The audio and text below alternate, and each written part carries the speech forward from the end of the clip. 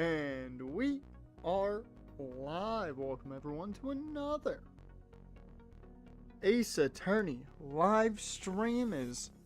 We're gonna find out who the fuck attacked Apollo. I mean, we kind of know who attacked Apollo. It's the fucking creepy dude that says he can disarm bombs. 100%.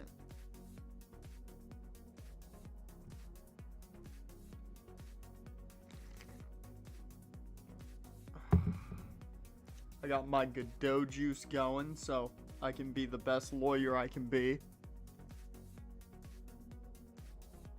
And we're gonna do this shit real quick.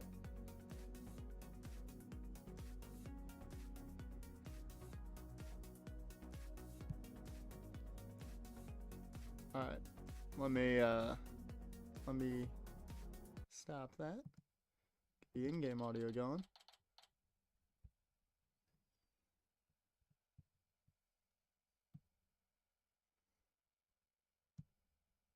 There we go. Should be good to go. December 18th, 9:34 a.m. District Court, Defendant Lobby number 5.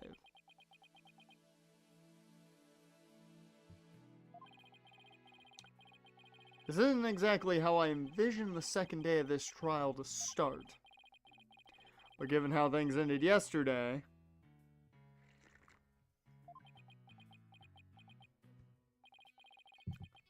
Good morning!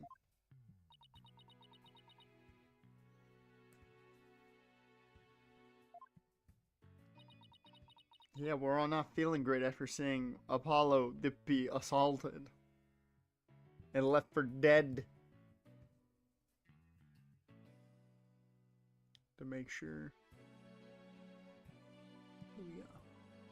I had to make sure that chat was in the right spot. The mood sure is tense. Not that that's any surprise.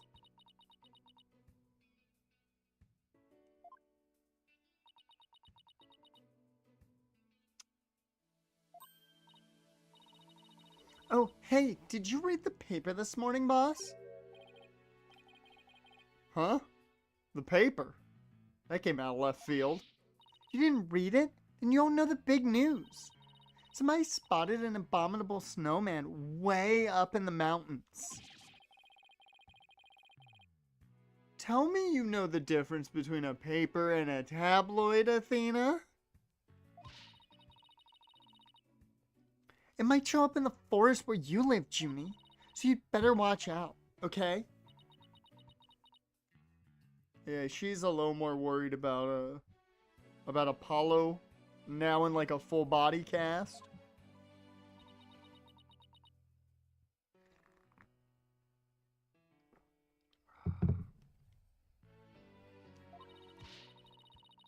You really should read the story for yourself. I couldn't even begin to do it justice.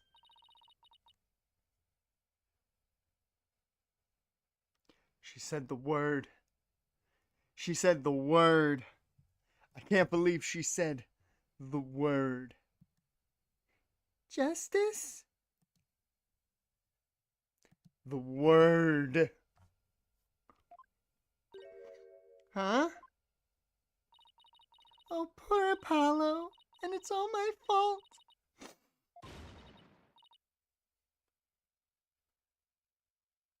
Thena!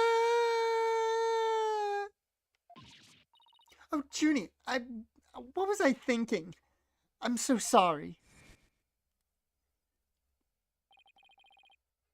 What we found yesterday was not Apollo's dead body. Thank goodness.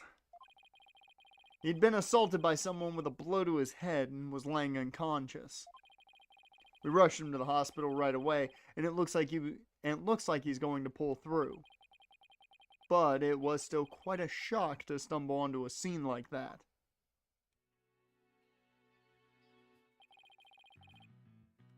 Is Miss Woods all right, Athena? Well, I managed to get her to stop crying. Now she's resting on that sofa over there. Guess she really feels responsible for what happened to Apollo. Poor Junie. She believes that the reason Apollo was attacked is because he was helping her look for something in that courtroom. Oh. Guess I can see why she'd think that. By the way, how are you doing? Who, me? Yeah, you. I know you're concerned about Miss Woods, but are you alright? Check on yourselves, people. Check on yourselves. Me? I'm doing just fine, boss. I mean, yeah, it was a huge shock, but I'm alright. People who've studied analytical psychology are great at times like these. After all, they've learned how to control their own emotions, too. Somehow, I don't think it's as easy as she makes it sound. Has it been? I mean, it's been 2 weeks. In reality, I thought you were talking about this. I'm like, I thought it's only been a day. Dash, welcome to the stream, man.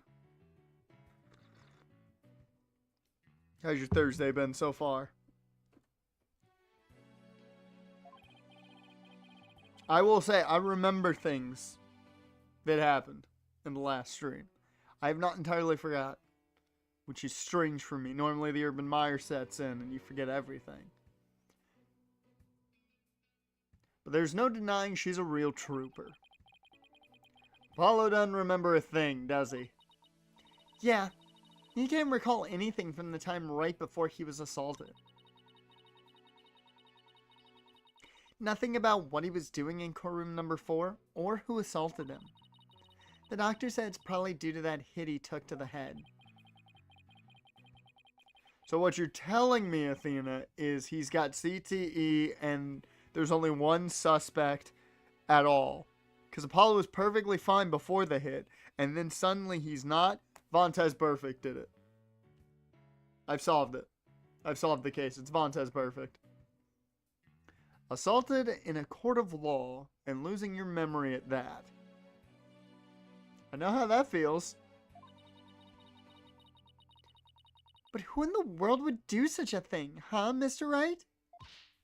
I told you, Vontez Perfect. Just wait till I get my hands on the coward who hurt our Apollo. Now, Athena. I thought you said you were in control of your emotions. Let's just focus on helping Miss Woods, okay? But I admit I'm just as upset as you.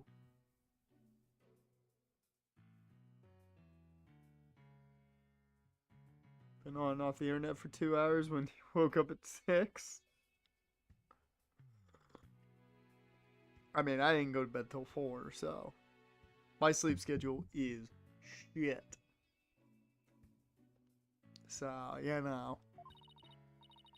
I will say, not going to sleep early does allow me to do things. I did get all the undrafted free agents signed and everything like that. I'm trying to think, was there anything I did outside of the kicker I signed right at the end of the offseason? I don't think there's anything important I'm really going to have to touch on.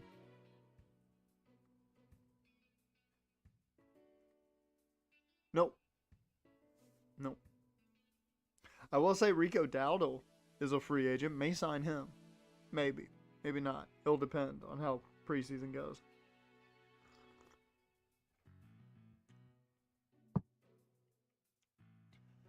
Okay, boss. You're right.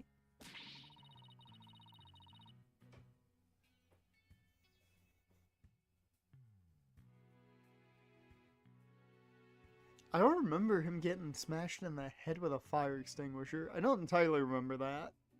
Not gonna lie. Now, that's, of course, been like a year ago since we played that. Maybe even 2. So, it's been a while. Apollo's assailant can wait until after we clear Junie's name. That's the spirit. Now, let's see. I better check the court records one time before the trial starts. We've got the autopsy report. We've got the HH-3000 bomb that was stuffed inside that adorable plush.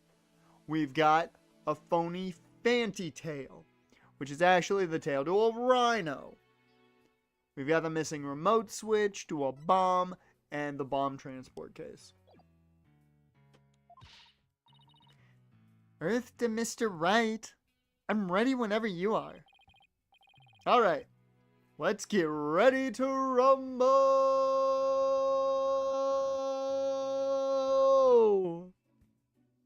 You bet.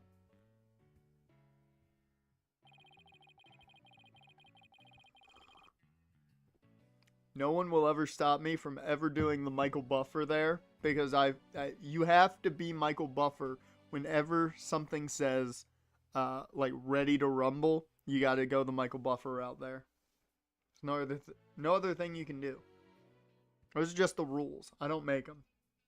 I just follow them.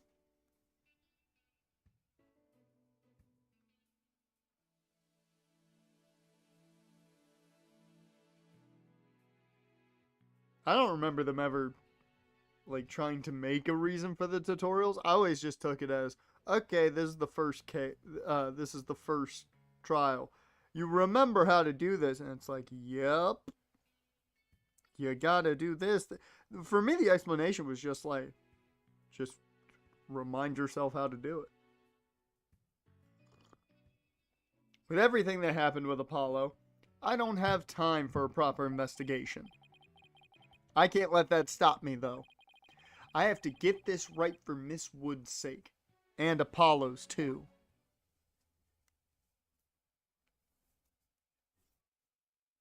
Alright. December 18th, 9:50 a.m. District Court, courtroom number 5.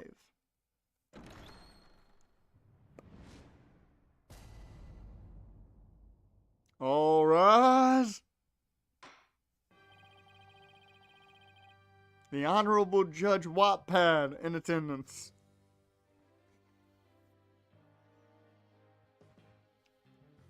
Alright, let me get Zone back in there.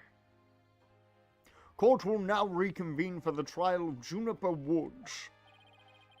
The prosecution is ready, Your Honor. The defense is also ready, Your Honor.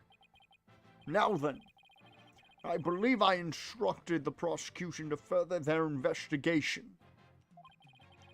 Were you able to locate the remote switch in question? I'm afraid the remote switch is still missing, Your Honor. I must say, I'm disappointed, Mr. Payne. Not angry, just disappointed.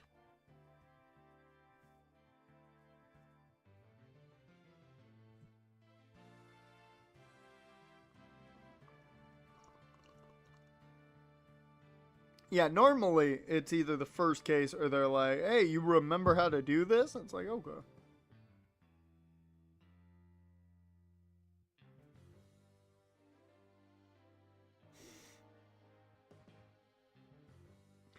I am not gonna shit on the tribal thief. Addisick, how dare you try to make me do that? On the street, man. How's your Thursday going? I'm not gonna yell at the tribal chief like that. Especially not threaten him with a concerto to the knee. I apologize, Your Honor. Aha! Looks like the prosecution is just as unprepared as I am.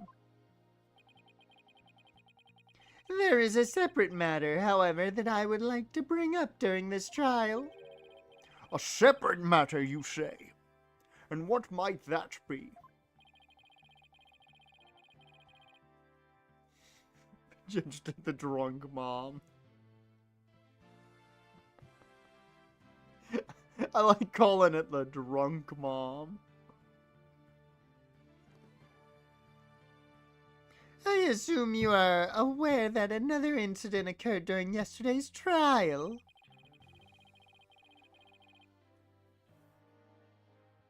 Going alright, just getting ready. Gotta start walking in like 45 minutes. Kill Bill the whole bloody affair today. Oh shit! There you go. I think I've only seen the first Kill Bill movie. I think, if I remember properly. But man, just hearing about the shit that happened on set with those movies and how weird Tarantino is. good director. Weird dude. But I feel like that's everybody in the film industry. You gotta be weird to want to do film and TV. Just feel like it. I'm speaking, of course, of the assault on Mr. Justice in the ruins of courtroom number 4. Uh-oh. Why is he bringing that up? Yes, what a truly harrowing experience it must have been. Poor Mr. Justice. At the time of the attack, Mr. Justice was not alone. He was with the defendant, Miss Juniper Woods. He isn't going where I think he's going with this, is he? The prosecution wishes to indict Miss Woods on the charge of Mr. Justice's attack. Holy shit, she's getting indicted for another crime? I bet you she hit him. She looks like she'd throw a rock. This is just why I assume the people in attendance are saying. Order! Order in the court! Mr. Payne, the incident under deliberation here is the courtroom bombing. The assault on Mr. Justice has nothing to do with this trial. Ah, but I believe there is a connection between this case and Mr. Justice's assault. Please, take a moment to consider these facts. Both events occurred in courtroom number 4. This is the location in courtroom number 4 where the unconscious Mr. Justice was discovered. As you can see, this quite close to where Detective Arm's body was found. Okay. The question is, why did the culprit feel the need to maliciously attack Mr. Justice? Why indeed? What do you believe their motive to be, Mr. Payne? I believe Mr. Justice found something in that courtroom while Miss Woods was with him. Evidence that fingered her as the perpetrator of the bombing. You mean he found some incriminating evidence? Precisely. And so I summarized that the defendant picked up a piece of rubble and hit Mr. Justice on the back of the head in order to silence him. Junie would never do such a thing. She was devastated when we found Apollo hurt like that. Miss Sykes, please control your outburst.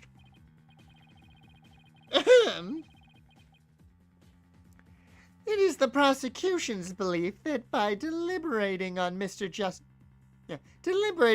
Justice's assault, we will draw ever closer to the truth of the courtroom bombing itself.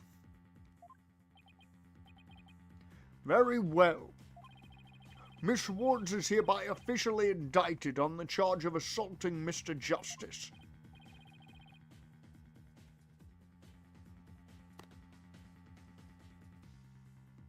I've got so many questions. Nagito, welcome to the stream.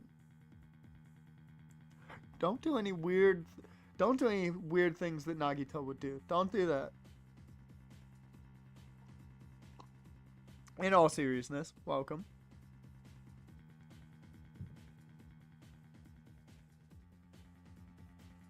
I don't think The Rock was like massive. The Rock doesn't look massive.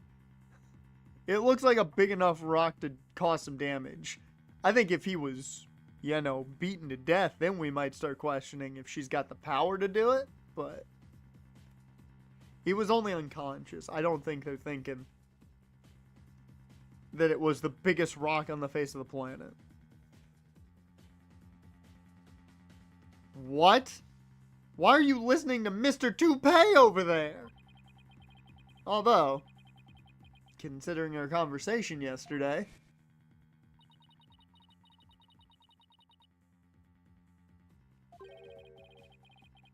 I mean, she was looking away, and by everything that I've been taught in LA Noire, that means press X for doubt.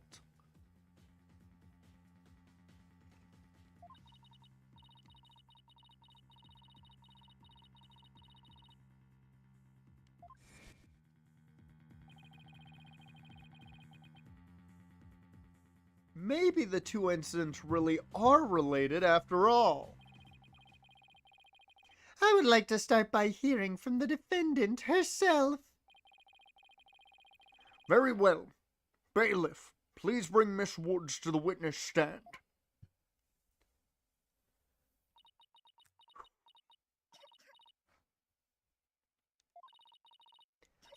I'm sorry. I can't seem to stop.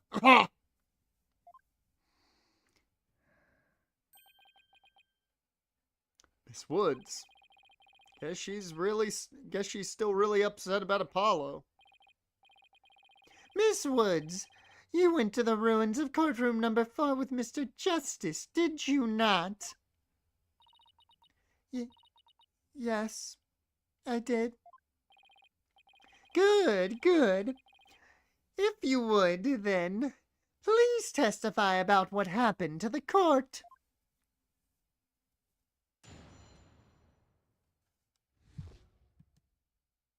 I'm not gonna lie, the only thing I'm thinking about when I'm doing the voice of Pain is the fact that it's the same voice I've used for Monokuma when we did Danganronpa, and now the only thing I imagine is him as a bear. That I just imagine that we're on the opposite side of Monokuma. That's all I imagine now. During the trial yesterday, I was overcome by a fit of coughing. Apollo stayed with me, and we went to the courtroom ruins together. But then I was called back to this courtroom to give testimony. Apollo insisted on staying behind in courtroom number 4. I swear I didn't attack Apollo. Why would I ever hurt such a kind person?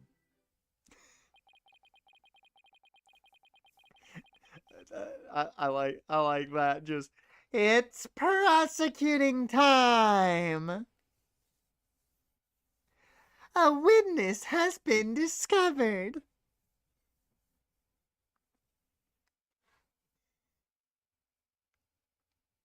oh, that's gonna be great.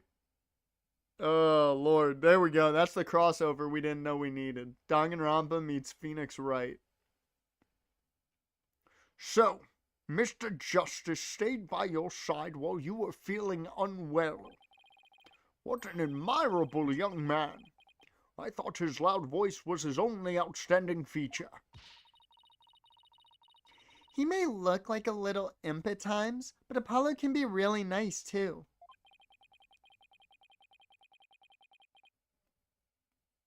I hope she didn't hurt her wrist backhanding that one out. But one has to wonder, why did Mr. Justice stay behind in the ruins? I think Apollo might have figured something out.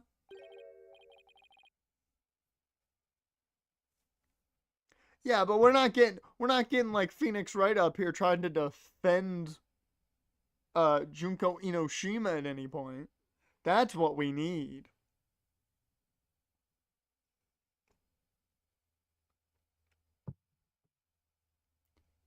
Something? What kind of something? Something to do with the courtroom bombing, kind of something, I think. Oh, new evidence for the case, was it? That's a very big kind of something indeed. And that's gonna go into the fanfic. For anyone new here, we have a running gag that the judge writes fanfics based upon court cases. So yeah.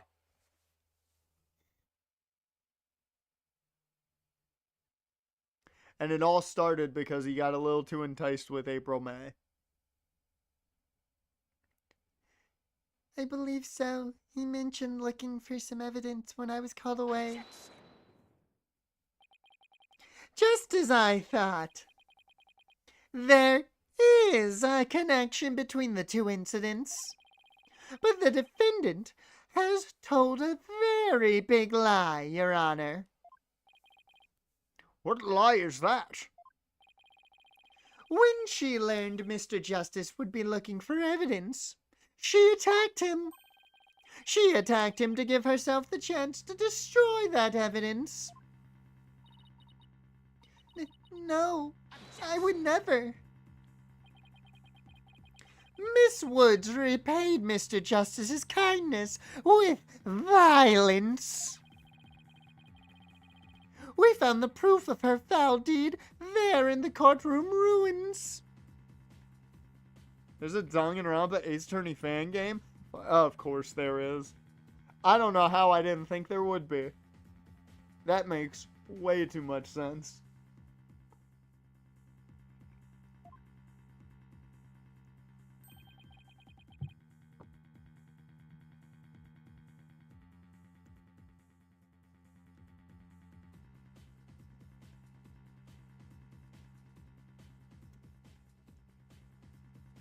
Now, you know, it's been 2 weeks. But I don't remember when we stumbled across our boy Apollo here laying unconscious on the floor and everyone in the cutscene went like that type of thing. I don't remember that. Not one bit. I think someone's over here tampering with some evidence. What on earth? Do you see it? There in front of Mr. Justice's right hand? Witness the message he left us. It's written in blood. WOODS.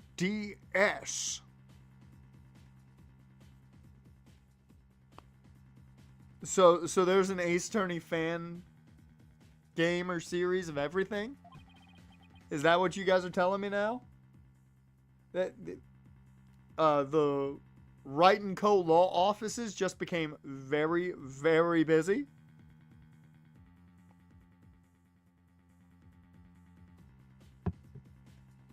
Why, isn't that?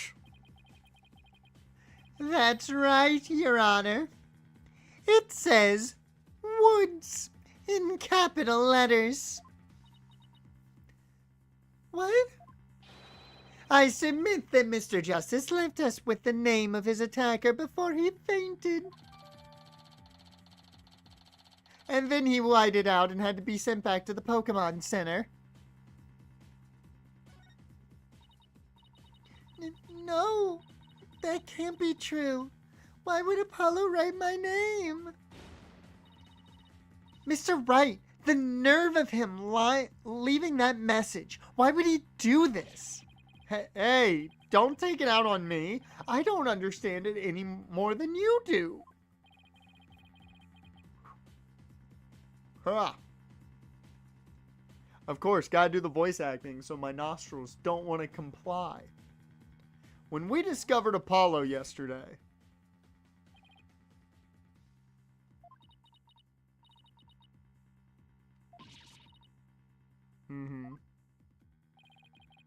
he didn't even have a chance. We didn't even have a chance to rush over to him. As soon as security heard Athena scream, they ran in and cornered off the area. Words.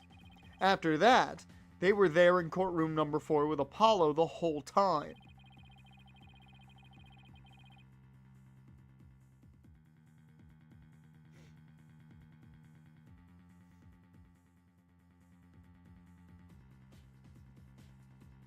He's not here physically anymore. Apollo? He's not here. He's in the hospital.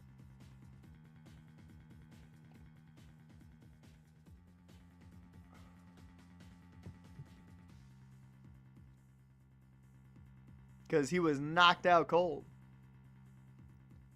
We couldn't investigate anything ourselves and had to leave everything to the police.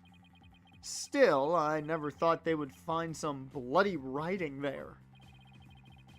Now then, Please begin your cross-examination, Mr. Wright.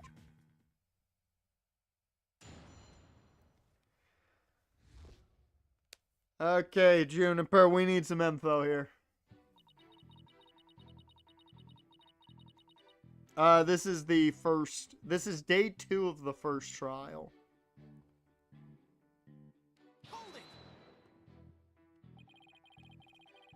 Do you always cough when you get nervous, Miss Woods?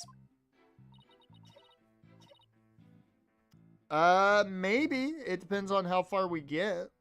Because we still gotta do the 8th gym badge. We gotta do Volkner. And then we've got to get our last handful of encounters. Hopefully I go deathless in the fucking gym battle so I can get that one Lake Spirit encounter. But then we gotta do our final encounters. Then we've got to grind up. And if we grind up in time, we might do the Elite Four. So it's either this Friday or next Friday. So I don't know. One of the two. If I don't white out earlier. Yes. Mr. Wright, please do not make Miss Woods nervous by pressing her so ruthlessly. That barely even qualified as a quasi-question. I think we have a decent team for Cynthia. I do have my questions of if our team can handle her in the long run, but I think we have a decent box to handle Cynthia.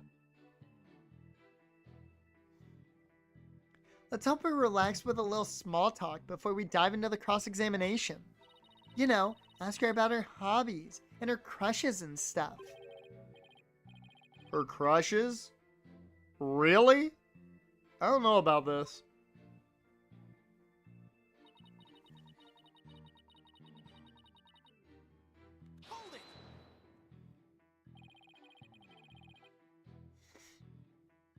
I'm only worried about that thing because we've got past trauma. Why exactly did you go to the courtroom ruins? We went to look for my medicine to stop my coughing. Your medicine? Why would your medicine be in courtroom number 4? Attorney Ultimate Justice? I want to look that up. Not saying we're going to do anything with it, but...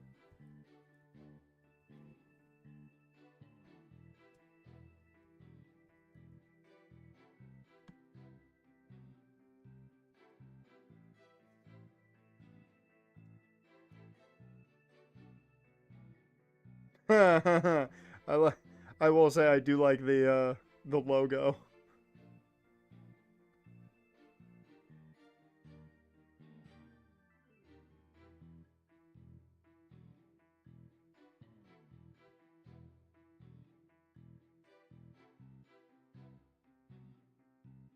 Oh, it's on Game Jolt.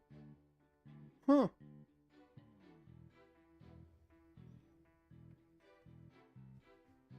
Maybe sometime down the road we'll actually do that.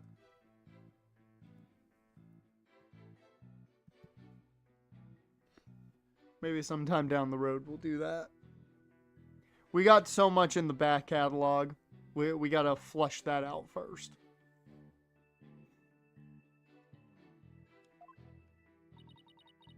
I dropped it in the heat of the moment. Bum Rap Riney. He was keeping my medicine safe for me. He has a little compartment that I can put things in, you see? And Phony Fanty has the same type of pocket. That's where the bomb was inserted. Oh, we're gonna do Danganronpa again at some point. I'm gonna have to run through those games again because they're so damn good.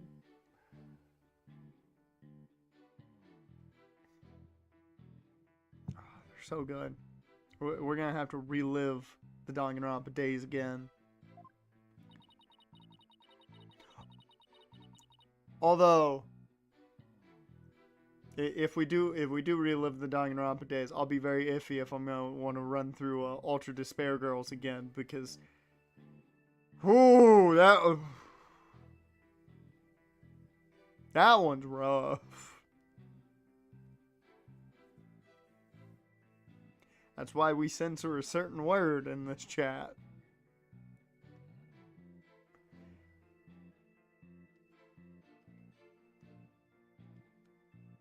I had my medicine for my coughing fits inside Bum Rap Riney.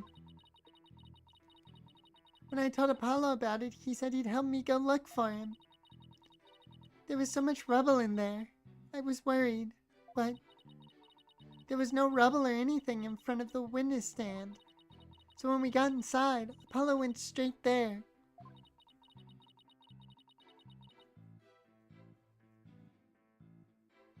Those were initially on Monday.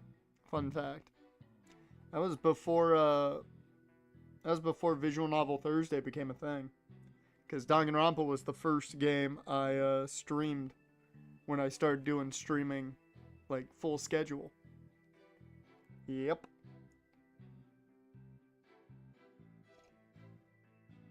So that was the initial Monday game. Started looking for my Rainy in that area. It was so nice of him to do that for me, in spite of all his injuries. Apollo is so strong and kind, just like the trees of the forest. What the fuck are you talking about? You mean Ints? Do you live in a J.R.R. Tolkien universe? What the fuck type of trees are strong and kind? What trees do you talk to? Who are you?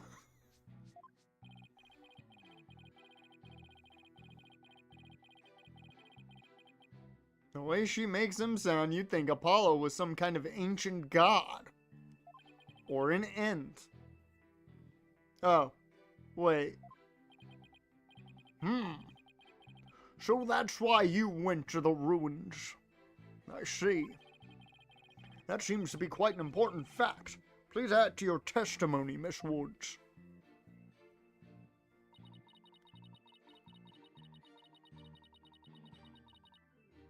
Hold it! The area around the witness stand. Are you sure about that? And actually, might as well. Yeah, there's no rubble around the witness stand.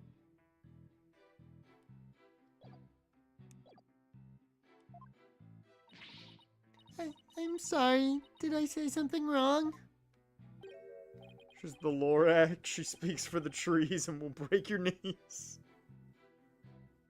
Okay, not J.R.R. Tolkien, Dr. Seuss. That's the world she lives in. Do you think she enjoys green eggs and ham?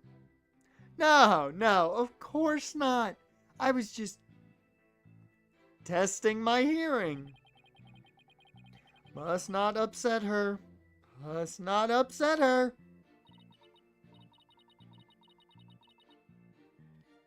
Yes, I'm sure that's where we searched first.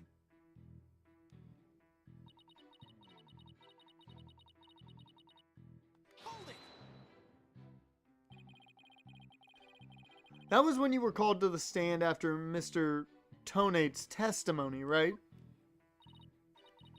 Yes, the bailiff came to courtroom number 4 and brought me back to this courtroom. What about Mr. Justice?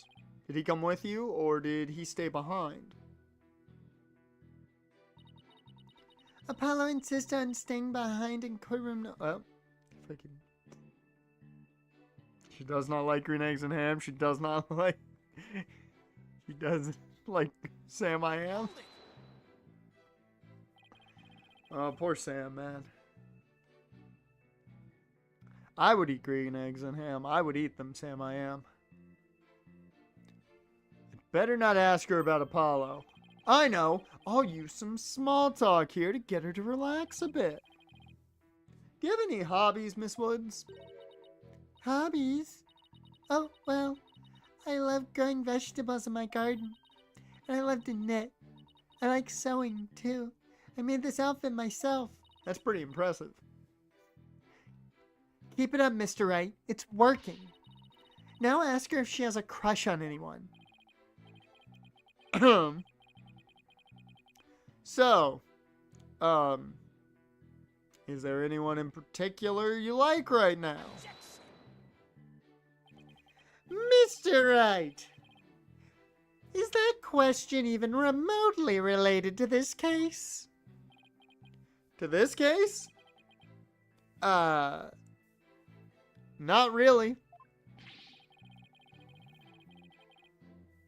Mr. Wright, you will refrain from asking questions unrelated to the case in hand. Sorry, Your Honor. -1 to brownie points. Miss Woods, please continue with your testimony. I believe you were telling the court about your attack on Mr. Justice.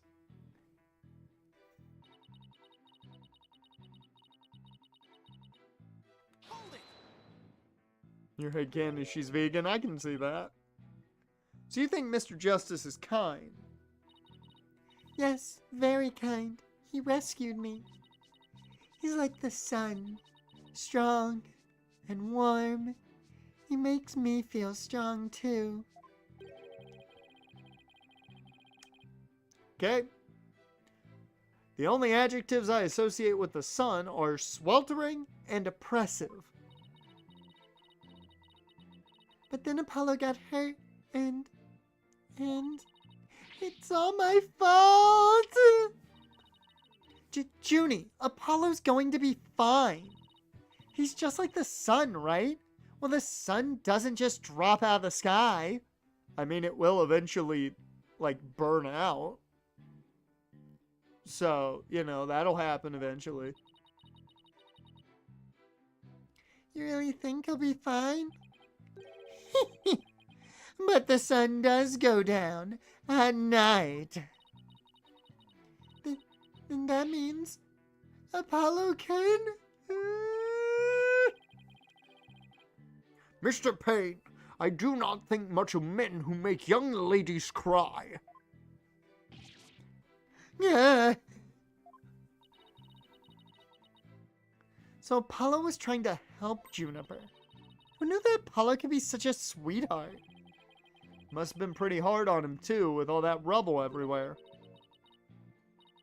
Now that I think about it, there's something odd about what Apollo was able to do. You know, considering what Miss Woods said just now, I think you're right. That courtroom was in a very unusual state after all. Which leaves the million-dollar question, what would explain this contradiction?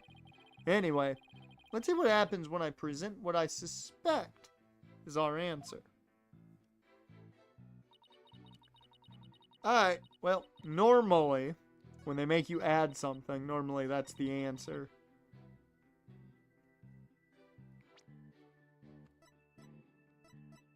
And the only thing that explains, like, the look of the courtroom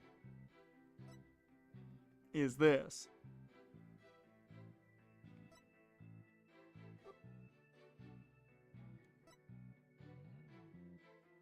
Objection! So he started his search with the witness stand, you say. That's right. I guess maybe he wanted to start from the furthest point in the room. He was being so brave. And strong. I just like the idea that her cough is, like, way different. But that's odd. Under the circumstances, he shouldn't have been capable of that.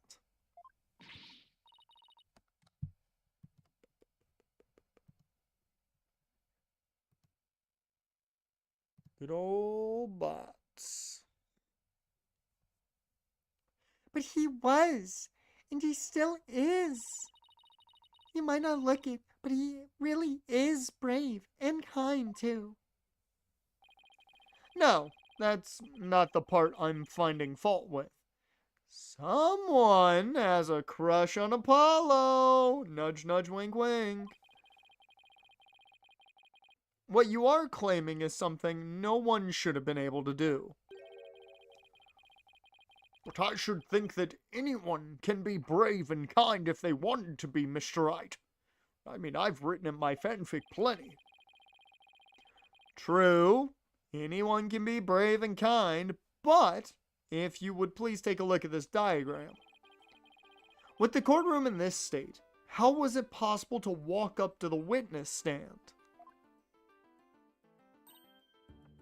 Oh, I see your point. The rubble blocks off access to the area around the witness stand. does such a tiny inconsistency even matter? Perhaps the witness is simply misremembering it. Great, now I'm not so sure it matters. A real man doesn't make mountains out of molehills, you know. That's precisely what Mr. Wright does best. I call slander, Your Honor.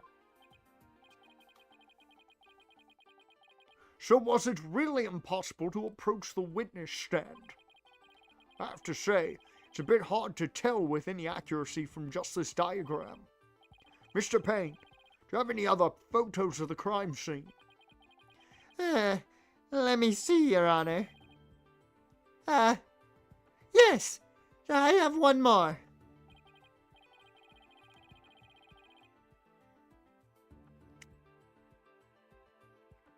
Okay. I've got giant questions with what the bomb transport's doing there. Here it is. It's a more pulled back version of the photo I presented before.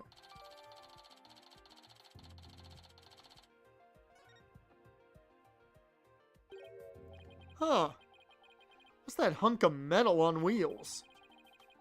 Mr. Payne, is the metallic object in that photo Mr. Tonade's bomb transport case? That's right. Is there some problem? Ah, yes. That transport case was there in courtroom number 4 when the bomb went off. Don't make mountains out of molehills, we won't find the truth! But as the judge believes, we're not ready for the truth. We can't handle the truth. It must have been there ever since. Oh, that's it. Miss Woods, have you remembered something? Yes, I just realized. Its position. It's different from before. Its position? The position of what? The position of that big metal thing. The bomb transport case? Yes, when Apollo and I went there, it was in a different place. Where the case is in the photo was open space, so it was easy to search the stand. I see. So where was the transport case when you and Mr. Justice saw it? As I recall, I think it was more to the right. To the right? Then that means... In that case, the case was over there at the time of Apollo's attack. Who cares where the transport case was when? What difference does it make? It has nothing to do with what we were talking about. Don't wave your finger at me. Where the transport case was has everything to do with this discussion. In fact, it's so important that it's enough to turn the prosecution's argument on its ear. What? Well, that certainly sounds very relevant indeed. And you sound as though you know where that case was at the time of the attack. Yes, Your Honor. The diagram represents the crime scene as shown in the photo. And this is where the transport case was at the time of the assault on Mr. Justice. Alright, I have this. The bomb transport case was here at the time of Apollo's attack. Take that! Your Honor, I assert that this is where the transport case was at the time of the assault. But that's... Inconceivable! Miss Woods, was this where the transport case was when you saw it? Yes. Yes, that's where it was. Thank you, Miss Woods. I'm sure the court has noted an interesting fact about this position. The transport case covers up the writing in blood. Exactly. If the transport case was in that position at the time of the assault, then no message could have been written there because the case was in the way. Which leads us to conclude that Mr. Justice couldn't have left that bloody writing. Why should we believe the defendant's claim that the case was in a different position? She's obviously lying. Objection! The fact that the case was moved after the assault on Mr. Justice is proved by more than Miss Wood's testimony alone. What? And where is this proof you're talking about? It's right here in the crime photo. I'm keen to see this proof myself, Mr. Wright.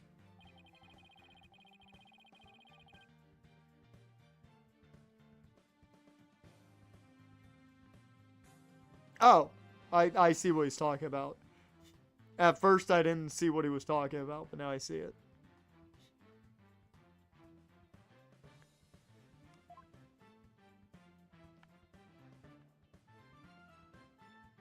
I don't know how they want me to do this.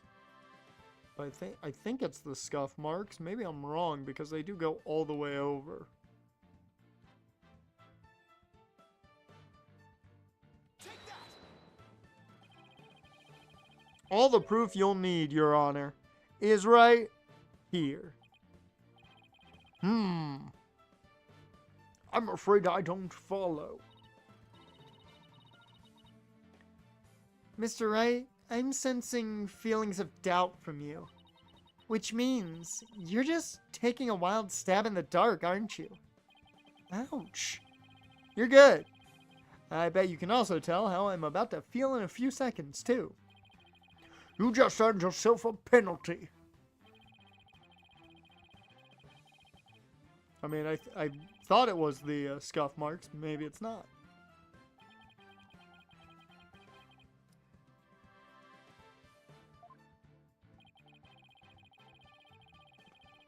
Oh. No, it is. It's just I clicked on the wrong spot. Take that! Yeah, I just clicked on the wrong spot.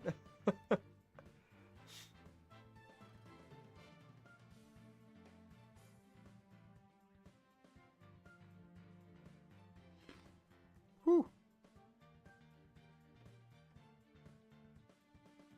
So I was right in my assumption. I just clicked on the wrong spot. I've done that too much. Please take a look at the mark that runs over Mr. Justice's bandages here. I see it, but what is it? This mark was made by one of the casters from the transport case carrying the bomb. As the case was moved, it ran over his bandages. In other words, the transport case was originally to the right of Mr. Justice. Then after Mr. Justice was assaulted, the transport case was moved. What? Just as Miss Woods said, the case was covering the writing at the time of the assault. Therefore, it was impossible for Mr. Justice to have left that message in blood. No! No! You did it, boss. It was a real nail biter, but you pulled it off, even though you fucked up that one point. There's always points where I see what the answer is, but it's just in a different spot than what I'm looking at. I do that every time. And it's solely because they give you a lot of stuff to look at. And it's like, hey, this is the problem, but it's not exactly that spot, it's over here. It's like, why can't I just say it's the marks? I get why they want that specific spot, because that specific spot proves it. I feel like I hit the mark.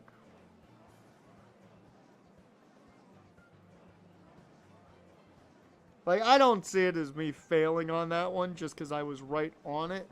It was just I didn't notice the one spot of the marks they wanted me to see. But I do that constantly. It's not entirely that I get it wrong, it's just I don't hit the right spot. Yep, that should bring down the prosecution's claim like a house of cards, aka the show, because... oof. Order! Order in the court! Mr. Wright, that was a very clever deduction. Ah, it was nothing, Your Honor. Nothing but pure genius. Take that! Boss, I'm sensing a definite smug and braggy vibe coming off of you. I have just one question, Mr. Wright. Yes, Your Honor? If Mr. Justice didn't leave this message in blood... Mary Kay's and Justice for All. In the costume. I don't remember exactly... I don't remember exactly how I did that one.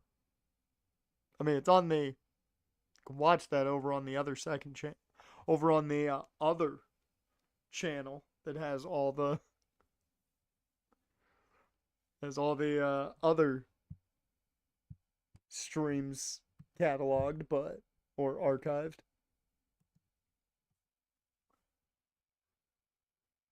But yeah, I don't remember how I did that one. I know I fucked up big time on one of those. And I felt real stupid afterwards. Then who did? Huh? What?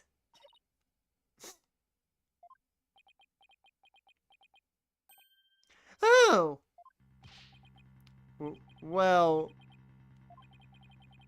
Looks like I should have taken the train of thought through to the last station. Well, well, I've heard a lot about this. So this is Mr. Wright's famous bluffing technique, is it? Ah, this feeling. It brings back memories of the old days. Back when you carved out a name for yourself by bluffing your way through thick and thin. Gee, Mr. Wright, the judge kind of makes you sound no better than a two-bit con man. You made your argument with such confidence, Mr. Wright. Now I'd like to hear your answer with just as much confidence. Hey, until the judge asked the question, you didn't catch on either, Buster. Well, what now, boss? I hope you didn't bluff your way into a corner. Think, Phoenix, think. There must be a way through this. I have to dig my way to the truth somehow. Who could have written that message in blood? The culprit. If Apollo didn't leave the bloody writing, maybe it was Apollo's attacker who wrote it and made it look like Apollo did it. That seems like the most reasonable explanation. But wait a minute. I just realized something, boss.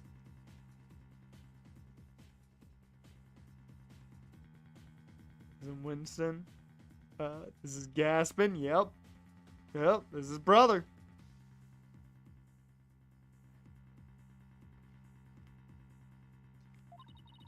Look at the amount of blood in the photo. It doesn't look like Apollo bled very much. I wonder if it's even possible to write out Woods with just this much. Hey, you're right. I actually didn't even notice that either. Good thing Apollo didn't lose that much blood. That might be a factor in why he survived the assault. And since there was so little blood, that pretty much rules out his attacker, huh? I guess so. If it wasn't his attacker, then who else could have done it? Could it have been? Who could have written that message in blood? Someone else. It wasn't Apollo who could have left that. It wasn't Apollo who could have left the bloody message.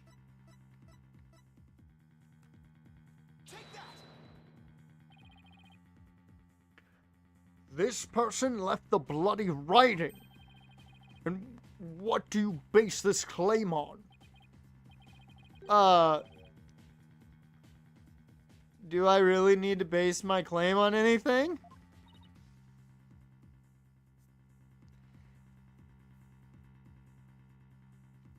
Boss? Of course you do. Don't tell me you don't have anything at all to back up your assertion. Nothing in particular, really.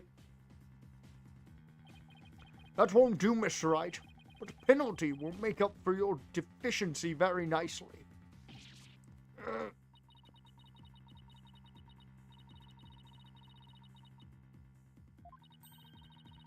There's only one other person who it could really be. Oh yeah! Wasn't there another person who shed blood at the crime scene? Timeout.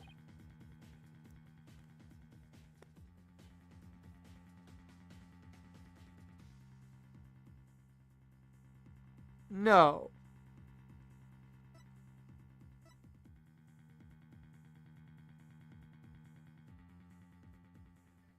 Like, she was the only other person that would have shed blood at the crime scene. No, there's no way, because didn't she die?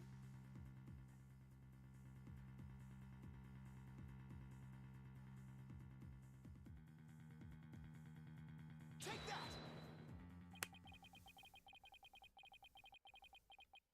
To be honest, I don't actually have any real proof of this. But I've come this far. There's no turning back now. Besides Apollo, there was one more person who shed blood at this crime scene. Because the second they said shed blood, I'm like, wait a minute, there was only one person who actually got hurt at that crime scene. But I thought they were dead. How the fuck did they do anything? And also, wouldn't that blood have dried by now? I've got a lot of issues right now, because scientifically, I don't know how this makes sense. They're really going to have to spell this one out for me, I think. A person who shed blood. You don't mean... Oh, but I do. I believe it was Candace Arm who left behind this message in blood. What?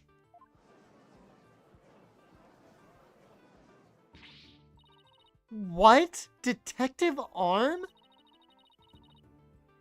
Are you sure you know what you're doing here? Not really. Objection! What kind of ridiculous assertion is that? If you had said the attacker left the message to throw people off, it might have made sense. At first glance, that would seem to be the most reasonable explanation. However, Apollo didn't shed enough blood to write such an extensive message. Uh-oh. Ah, I see. Even the photo makes it clear there wasn't enough blood to write all those letters. And Mr. Justice did survive. I suppose he didn't bleed very extensively in that case. But why would Detective Arm write the defendant's name? There is no connection between the two whatsoever. Yeah, she was killed! How the fuck did she do it?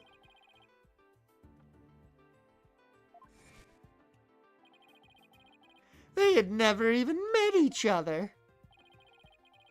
That's very true. Well, then, let's see. Then maybe the intended meaning of the message is not what it appears to be. The intended meaning. Not what it appears to be? Maybe the message was not intended to be woods.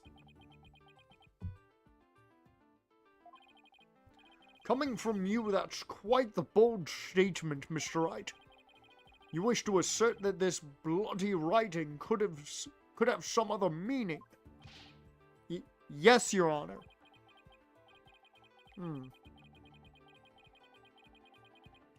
For something I pulled out of a wormhole, it could turn out to be true, right?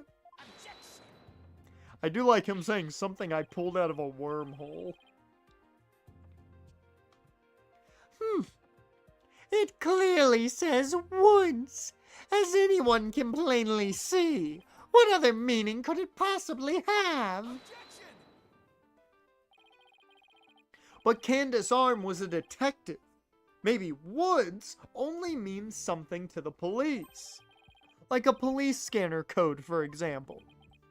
I didn't think of that.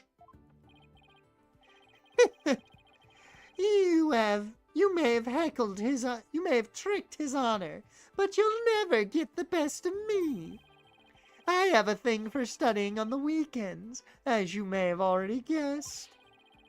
And there is no such radio code as woods in this state, dear Mr. Wright.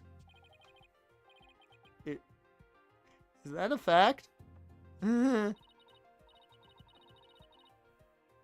Don't look at me. I know as much as you do about police codes. Enough of this. I was quite taken with the defense's new theory. But if they can't substantiate it with anything, then I must end things here. No, please wait, Your Honor. Very well, but before we discuss this theory any further, I demand a plausible explanation. So, Mr. Wright, what is the true meaning of the bloody writing? Well, I believe it's... And no stalling. If you can't come up with an answer quickly, I will declare this discussion officially over. I'm in trouble now. I'm in danger! What other meaning could it have besides the obvious one? Maybe it means something in another language. Or maybe it's a code. Think, Phoenix. You can do this. Which piece of evidence will tell us what the word woods really means?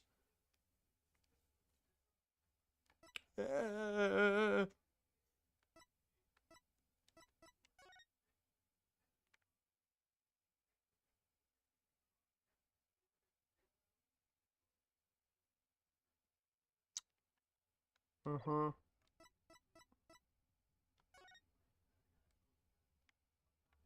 Uh-huh.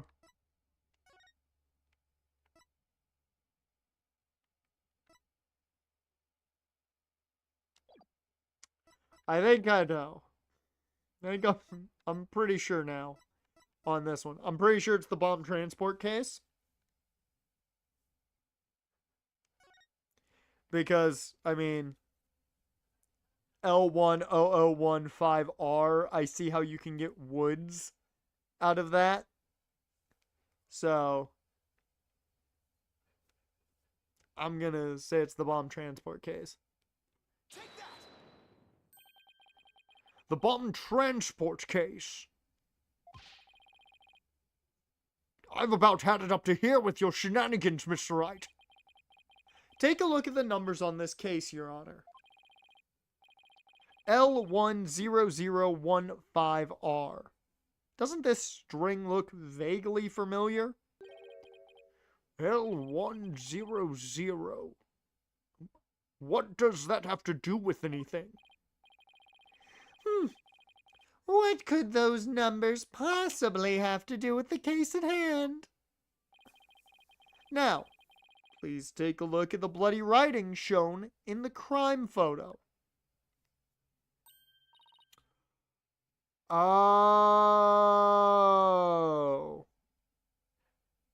Yeah, the way the W is, it's not a W.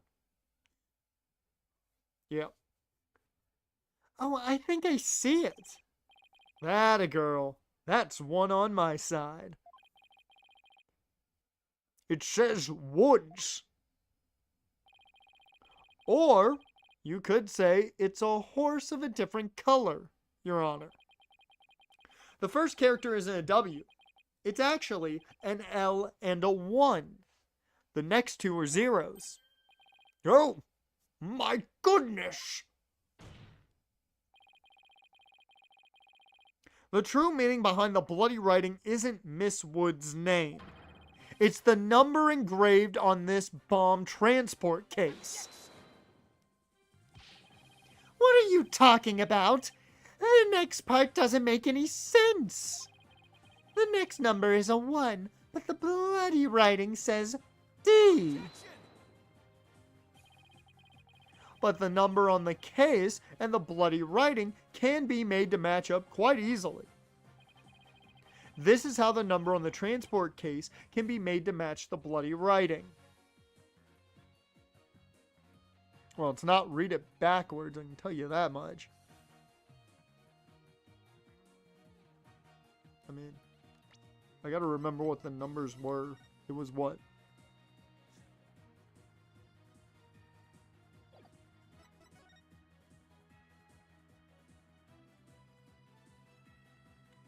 Oh yeah, you just get rid of the one line and you're good.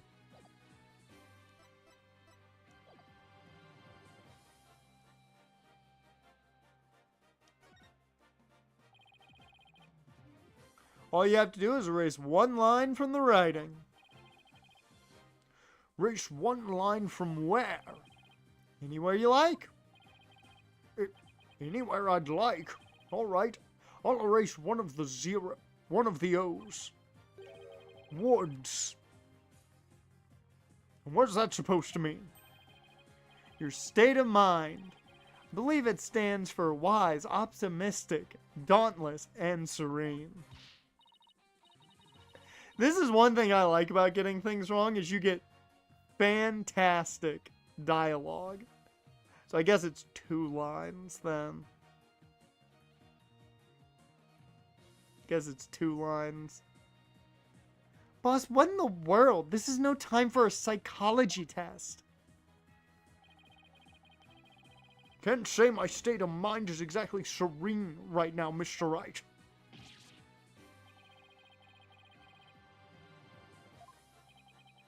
Because I was thinking when they said line, they meant just one thing of it.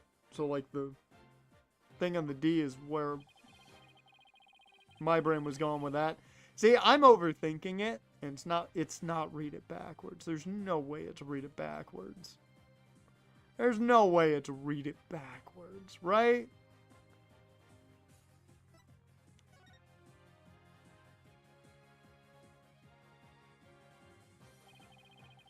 Please erase the third downward stroke of the W and the curved D.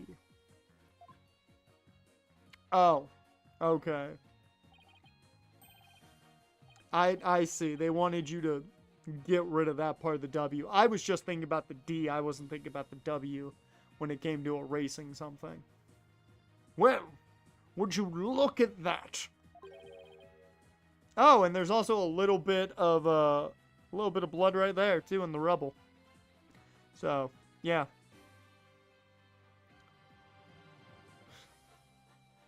Leois. No, Your Honor. It isn't meant to be read as a word. It's the number L10015, which, if you take away the final R, is the exact same number that's on the bomb transport case.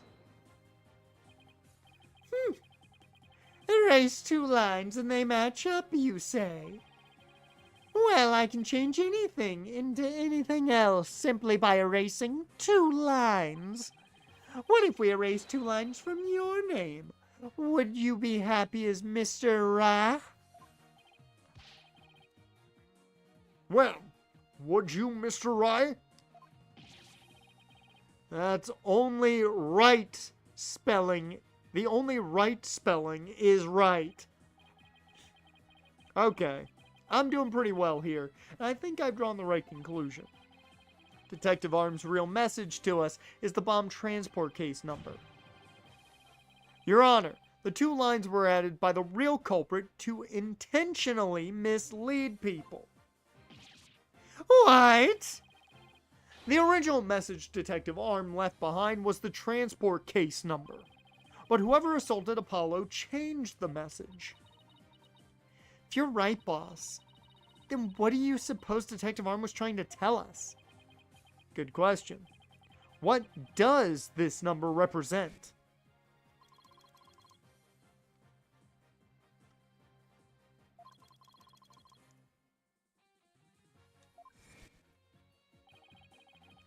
Candace Arm lost her life in the courtroom bombing. Her dying message could only have had one purpose. No! To tell us the name of the one responsible for the bombing. Well, don't keep us in suspense, Mr. Wright. Tell us who she was trying to name. The culprit that the victim was trying to identify is none other than... Take that! The defense wishes to indict Mr. Ted Tonate on the charge of the courtroom bombing and the assault on one Apollo Justice. Ted Tonate? Apparently, disabling bombs isn't Mr. Tonate's only speciality. Somehow, the victim must have realized that he was the bomber. So when she was caught in the blast, she left his bomb transport case number as her dying message. She used Mr. Tonate's own ID number to finger him for the crime.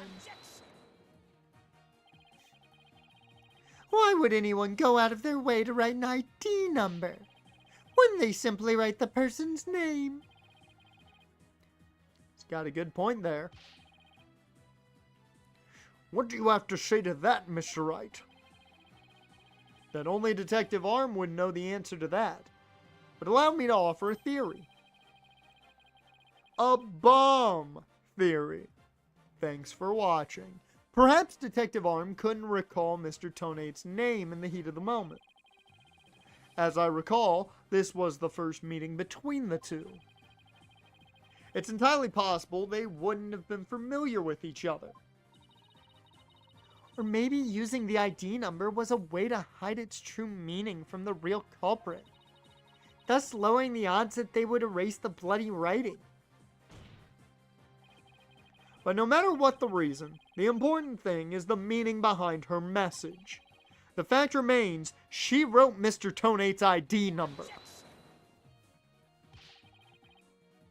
Now, just one moment here. There hasn't been any proof yet that it was indeed Detective Arm who wrote it. The bloody writing wasn't found during the investigation after the blast. If Detective Arm had left the message, it should have been found at that time.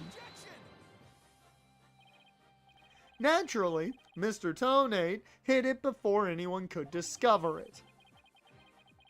And there was a simple explanation for how he was able to do so.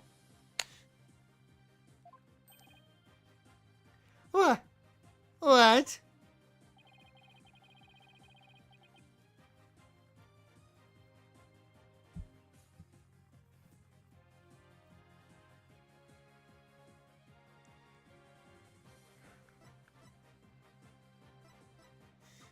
I like wearing those weird goggles.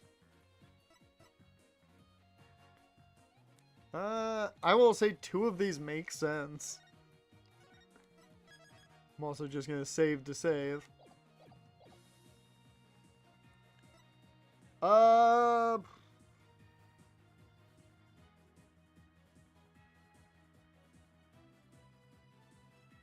mean, it might actually be wearing those weird goggles.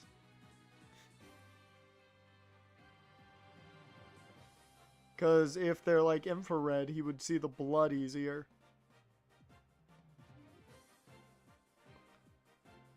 Because a stickler for details, I don't think that works.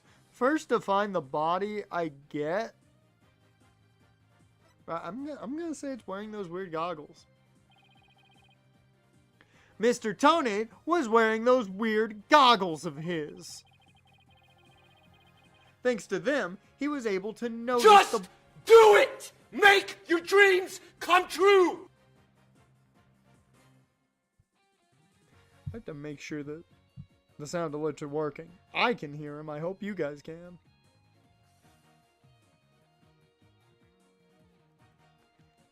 Thanks to them, he was able to notice the bloody writing before anyone else could.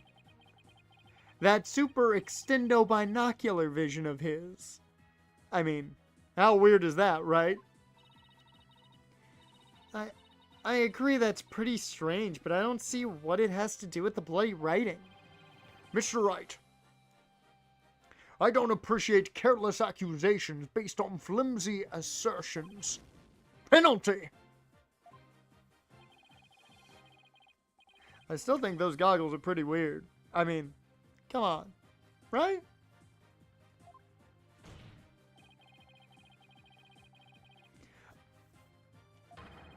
Your Honor, please let me try to explain one more time.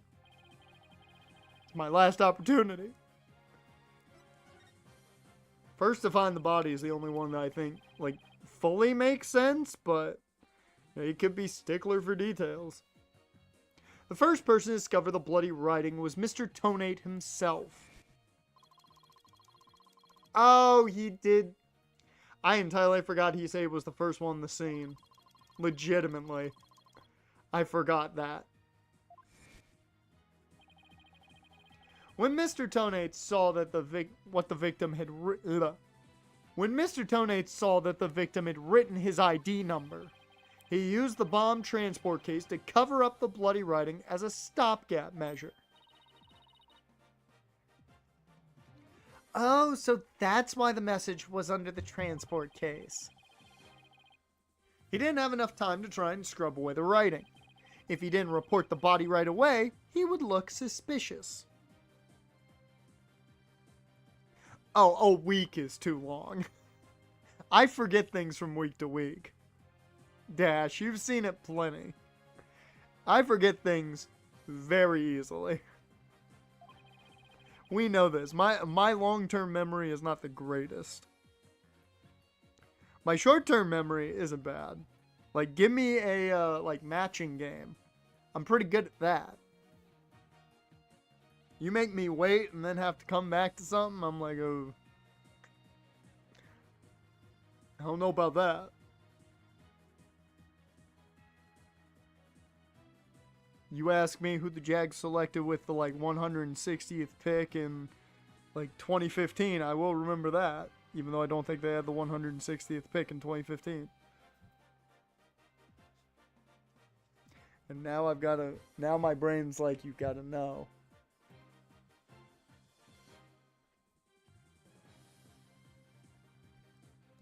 I can tell you the 2015 draft class was terrible.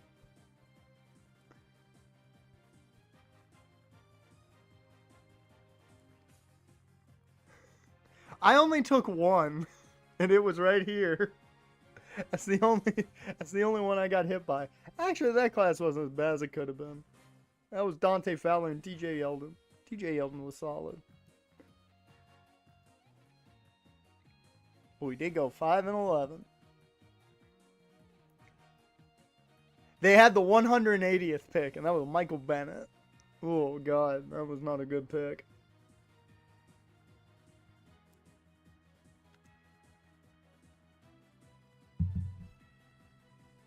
I do remember a lot of that. Oh, God. James Sample. Oh, my God. Oh. Oh. God. Okay, that was a bad draft class. Oh, Lord. I forgot about him. He didn't even play any games. He's a 4th round pick. So those letters lived on to serve another function when Mr. Tonate used them in another incident. Oh, the assault on Mr. Justice. Exactly. Mr. Tonate hit upon a plan to use the bloody writing for his own purposes. So, he didn't clean it away. Instead, he made it look like Mr. Justice wrote it. By adding 2 lines to the writing that Detective Arm left behind. He changed the meaning of the message. He made it look like Mr. Justice was accusing Miss Woods of the attack. So that means the only person who could have altered the bloody writing was the courtroom bomber, who was the same person that assaulted Mr. Justice. And that person is Ted Tonate.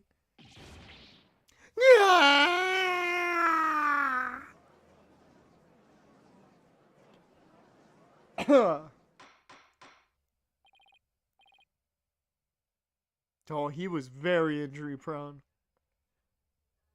That dude never played a game.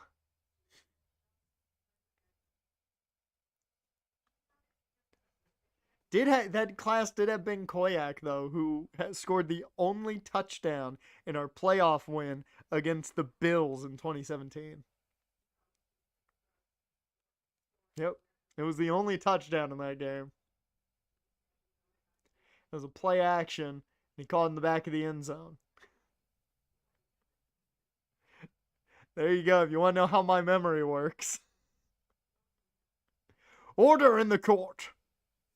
Order, I say! I didn't even know he played 13 games. Those 13 games couldn't have been with Jacksonville, because I don't think he played any with Jacksonville. He was on the IR, that's all I remember. Hell, I don't even remember him that much in preseason. It looks like we will have to hear from the bottom specialist himself. Mr. Payne, please have Mr. Tonate take the witness stand. Yes, Your Honor. That was great, Mr. Wright. Just doing what I do best, which is flying by the seat of my pants. I'm not gonna lie, every time they give me the, like, in-head dialogue, my brain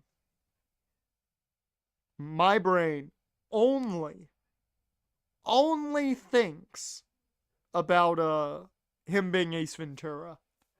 Like, that's the way I hear that dialogue.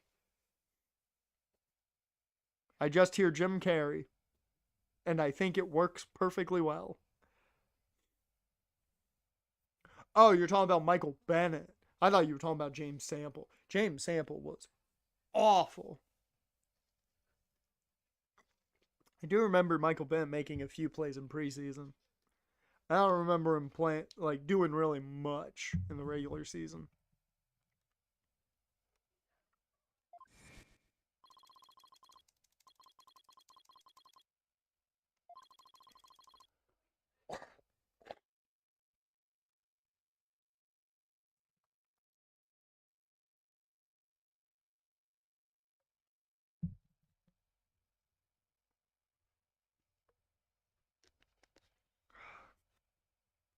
Whew.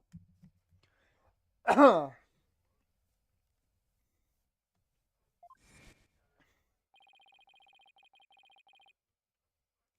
finally drawn Mr. Tonate back into the witness stand. Looks like you'll get your wish, Goggle Man. Now watch me take your lies apart.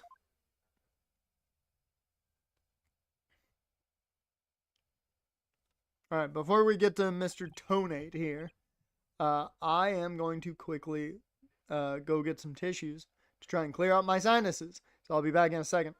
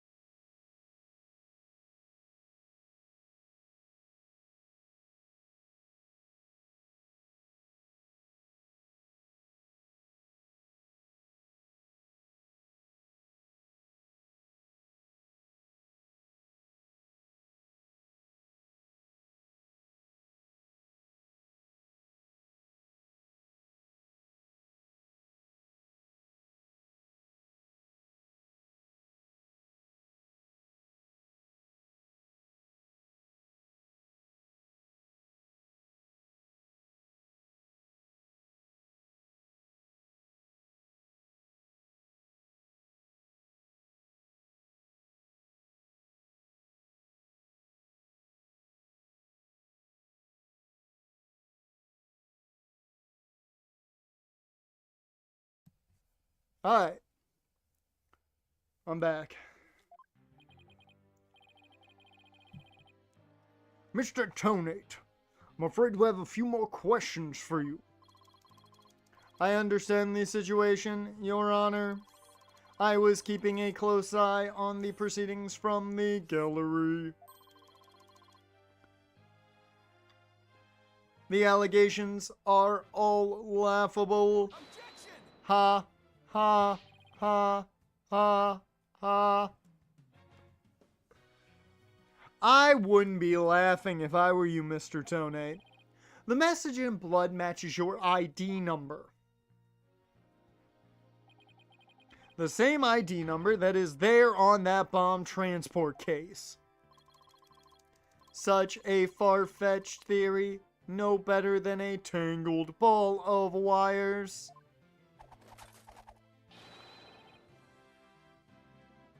I'll have them untangled for you in no time at all.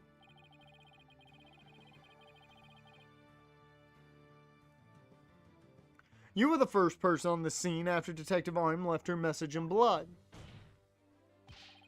You were the only one who could have hidden the writing and then used it again later.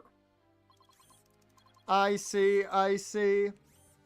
But then, let me ask you. Do you have any proof that Detective Arm wrote that message? That's a very good question.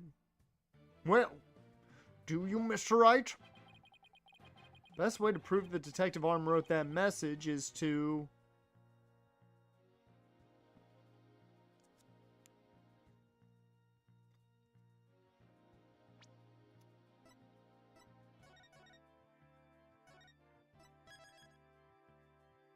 We're gonna find out.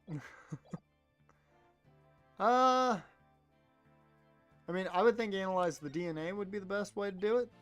Your Honor, I request that a DNA test be performed on the blood itself. Once we know whose it is, it will be obvious as to who wrote the message. Very well. Bailiff, please put in a request for a DNA test with the forensics team. Yes, Your Honor. Number 3, my lord. Number 3.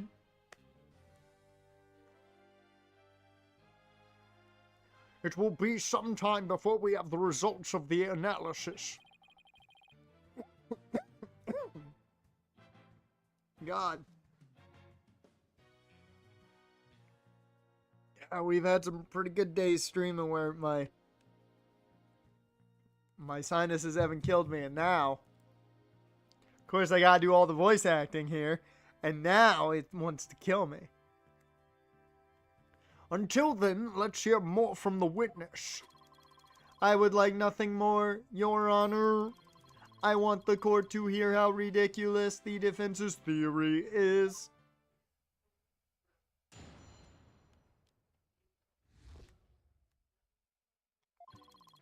I admit I was the first one on the scene after the explosion.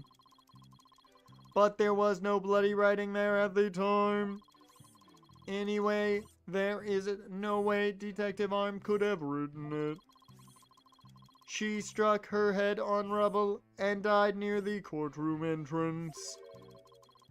She was too far away from where the bloody message was found.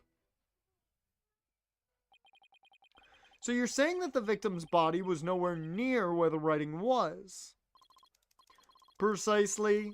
It is as plain as day that she could not have written it. It's true that the body was discovered near the...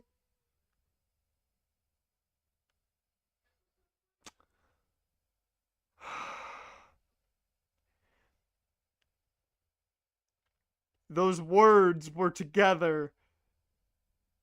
And because of the voice I'm doing for him, oh my god, all I saw was a monochrome bear. Everything shifted, that's why I stopped.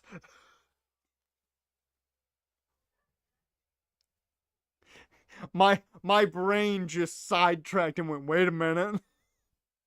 What game are we playing? It's true that a body has been discovered near the entrance to the courtroom. Please have a look at this crime scene photo. As you can see, there is blood on the rubble near the victim's body. Okay.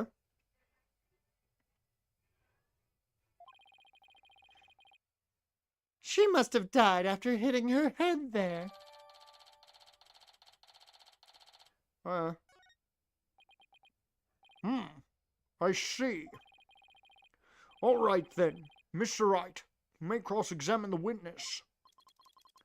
Do you have what it takes to take my infallible testimony apart?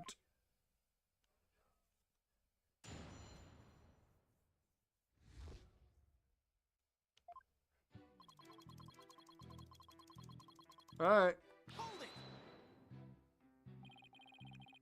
Why were you the first person on the scene? To secure the area, it is regulation for a bomb disposal specialist to enter first. Makes sense. In other words, you had the opportunity to alter the bloody writing then, didn't you?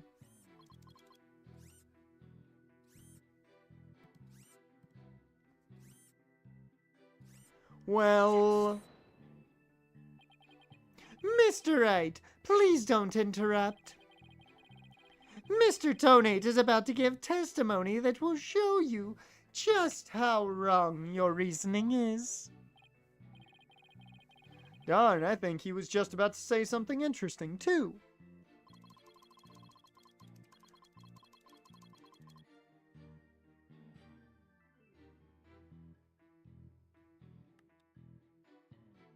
When I went in and saw the aftermath, well, it was quite the disaster.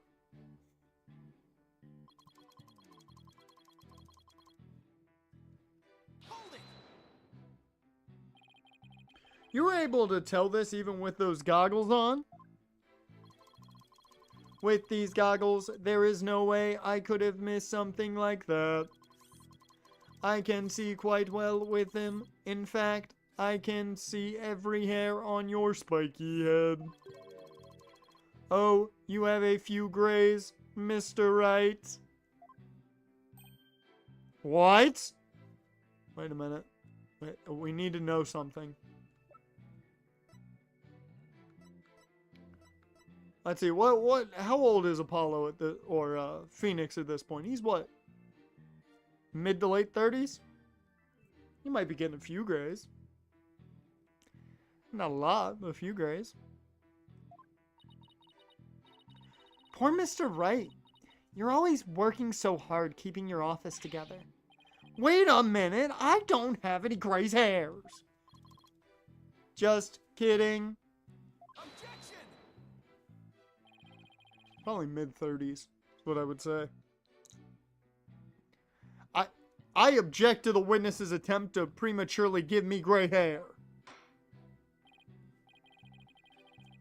Mr. Tony, this court frowns upon untoward comments on a person's hair, or lack thereof, and I take offense to that. I'm sensing a great wave of sorrow coming from the judge. Wright's 35? Yeah, so mid-30s. He might have a couple grays. Nothing crazy. Nothing really that crazy. But maybe a couple grays.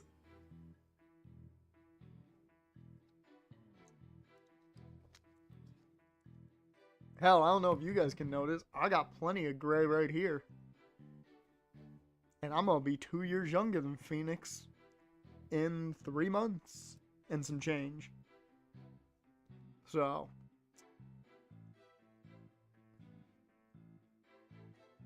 my apologies, Your Honor. May I please continue my testimony?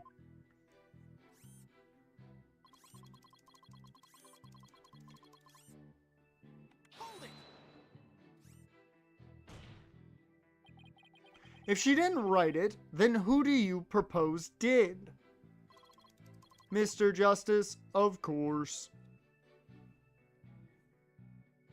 Yeah, he could have a condition where he gets gray hair early. Good. I mean, hell, just stress gives you gray hair, so.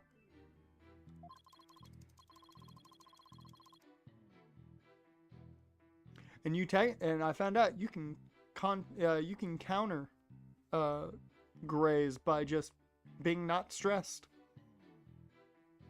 Yeah. Yeah. You can get your pigmentation back. I was like, I did not know that. That's crazy. Just before dying, he wrote the name of his attacker, Juniper Woods. He didn't die, though. A final message from your poor subordinate. Poor Mr. Justice. I'm starting to get all misty-eyed. Apollo is not dead, folks. So how can you be so sure it wasn't Detective Arm who wrote that message? It is very simple.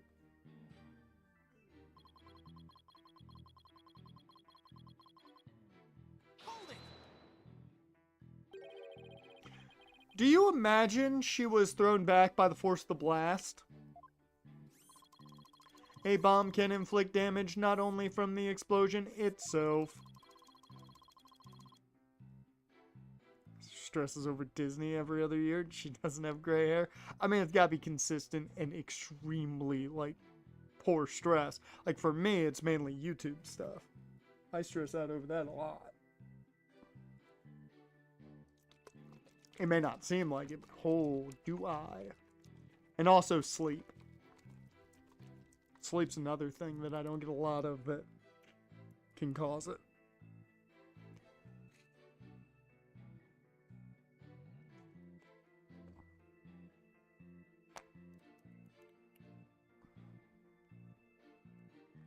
Speaking of, we're doing quite well on the channel.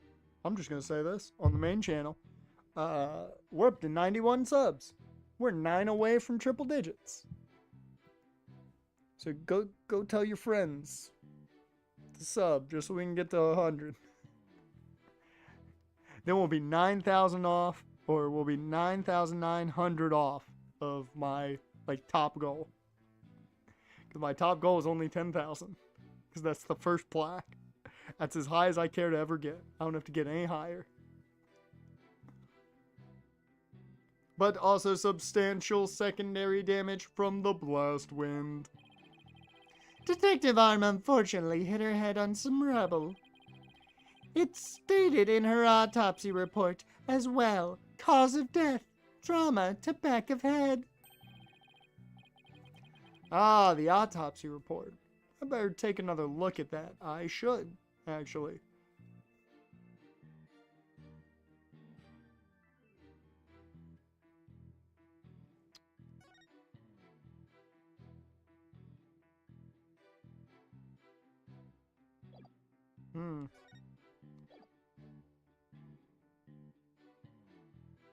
Okay.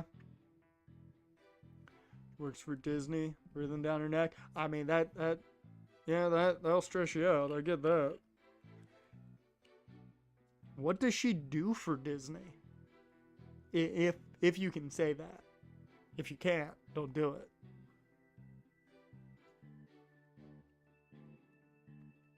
Here's a fun fact. 40 degrees Fahrenheit is the same temperature as negative. No, never mind. 40 degrees Fahrenheit is the same temperature. Negative 40 degrees Fahrenheit is the same temperature as negative 40 degrees Celsius. There we go.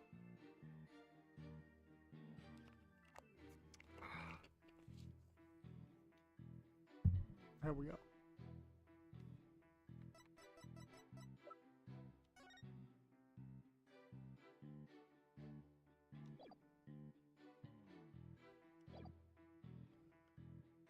Alright. Now do you see, Detective Arm could not have written that message. The reason for that being...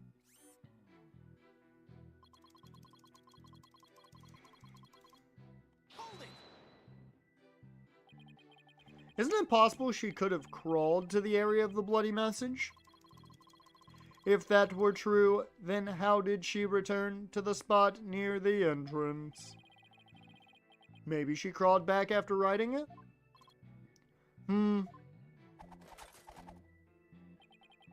Hey, this guy just, me?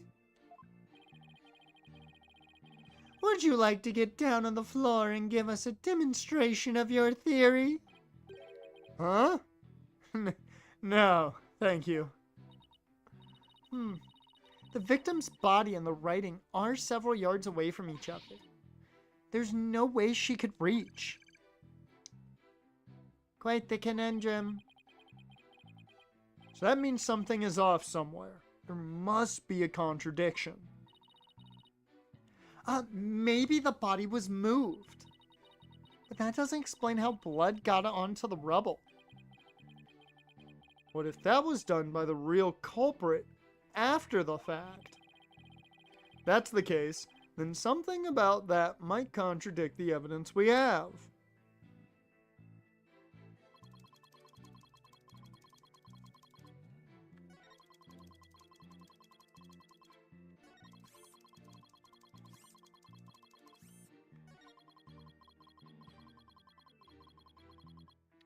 Oh! I get what the contradiction is now. At first, I did not see it. I get what the contradiction is now. That is a jagged edge. She has blunt force trauma from a flat surface. That's a jagged surface. That's it. Yeah. Look at me using my not entirely smooth brain. You are a terrible liar, Mr. Tonate.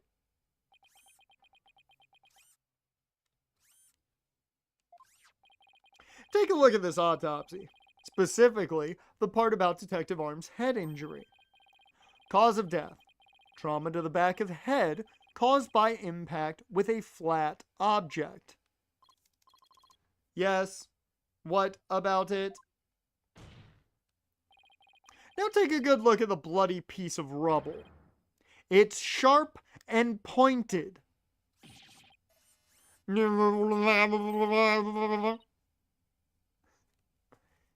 Hey, you're right, boss.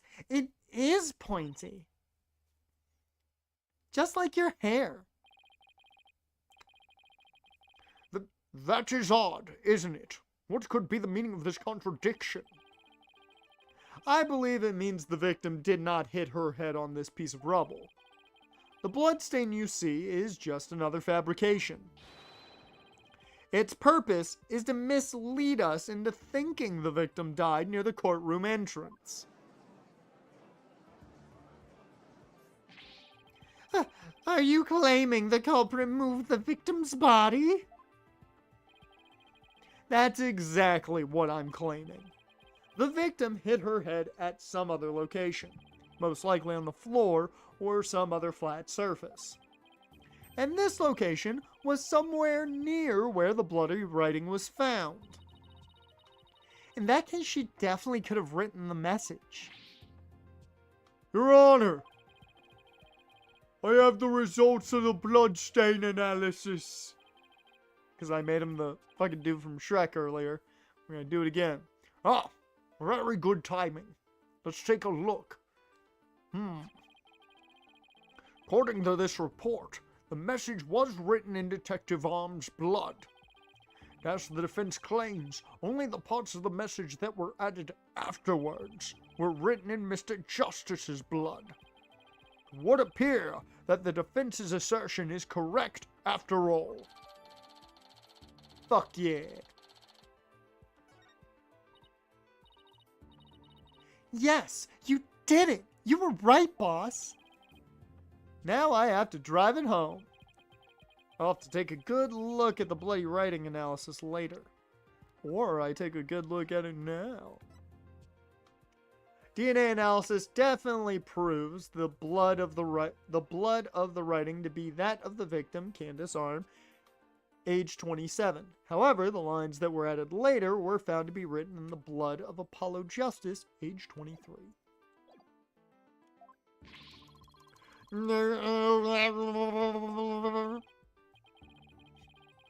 Mr. Tonate, it is now apparent that you have told several lies to this court. I hope you have some sort of explanation for yourself. Fine, I will confess. You will? But then, why are you so calm? This time, I will tell the truth.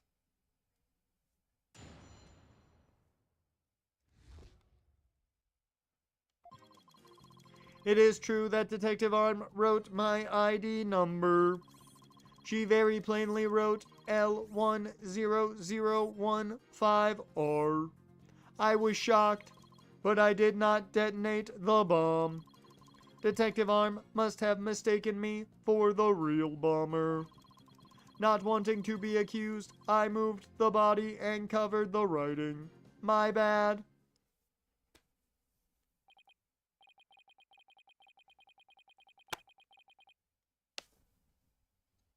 That right there is a knee slapper. What dumbass goes, you know, you're right. You're right. I moved the body because I didn't want to be accused of a crime that I didn't commit. So I just literally tampered with a crime scene. I admit it. I did that. Totally not guilty of anything, but I did that. Who does that? Who the fuck does that? Like, come on. Right? I'm not alone here thinking this dude's an idiot.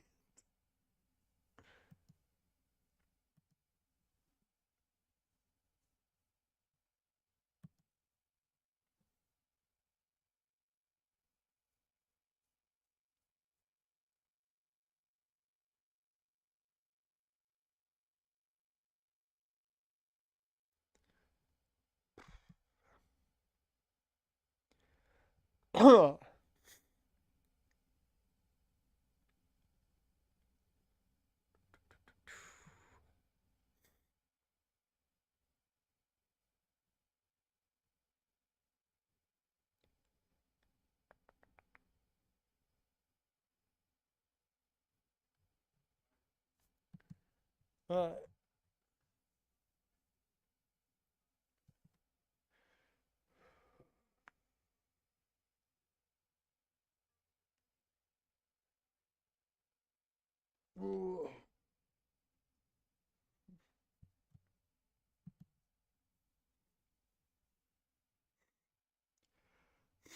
Dear Lord. Whew.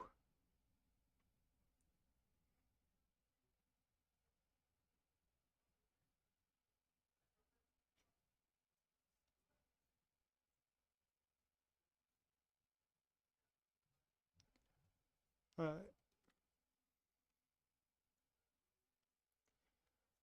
I see. So it is your assertion that you merely moved the body. Is that it? That is correct.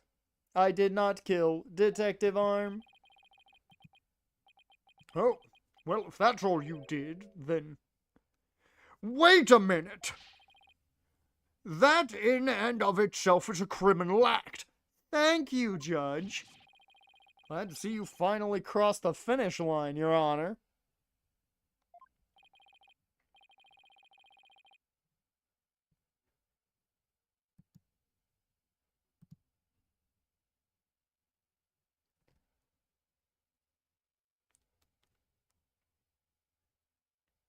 Very well, then. Your cross-examination, please, Mr. Wright.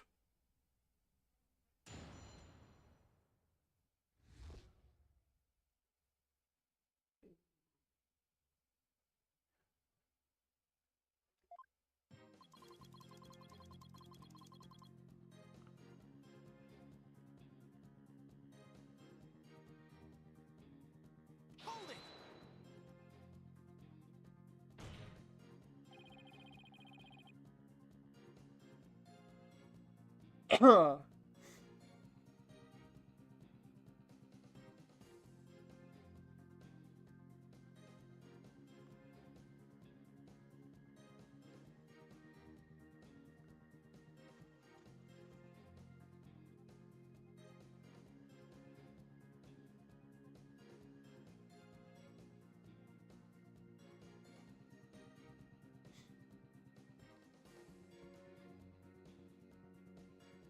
So you admit that you actually did see the bloody writing that Detective Arm left.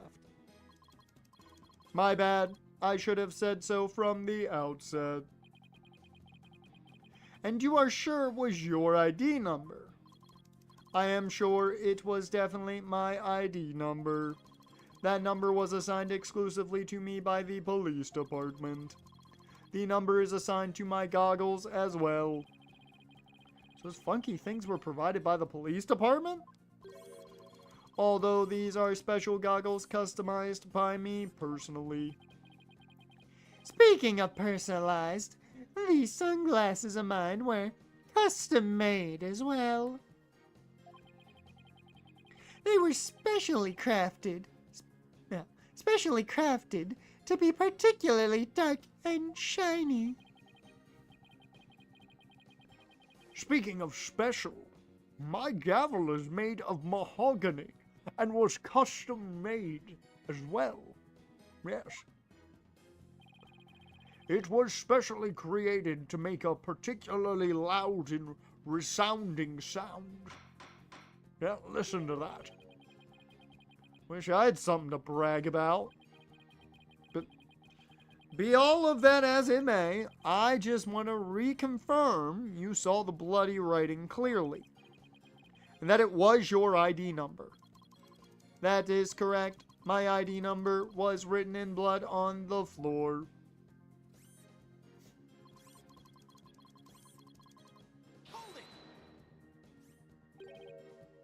L10015R. And it was written after the bomb went off in the courtroom. Correct. I didn't know why she would write it, so that sent me into a panic. Sounds like you are in quite a tizzy. Man, that's a word you don't hear a lot. Tizzy. If I were in his shoes, I guess it would have psyched me out too. Can't imagine coming across the message "Sykes" written in blood. If I saw "gasp in pain" written in blood, it'd certainly make me gasp. Rest assured, Mr. Tonate, I understand how you must have felt. So you discovered your ID number written in blood at the scene, and... That is right. I saw it with my own eyes, and it very clearly said L10015R. That's very close to Leon. Very close. Hold it! Didn't you? The victim may have had special knowledge of who the bomber was. I have no idea what thoughts Detective Arm may have had inside her head. It is not like I ever dismantled her mind to check. Mr. Wright, if you have suspicions about the witness, let's see your proof. Evidence is everything in a court of law. Even school children know that. How many years have you been a defense attorney now? Cut me some slack, will you? Don't feel bad, boss. You just got your attorney's badge back, after all. In that case, you're still more of a beginner than I am. I suppose I should be thankful you're not a licensed psychologist. Mr. Tonate, please continue with your testimony. With pleasure, my ID number was left at the scene, but... Hold it! By mistaken, do you mean you had nothing to do with the explosion?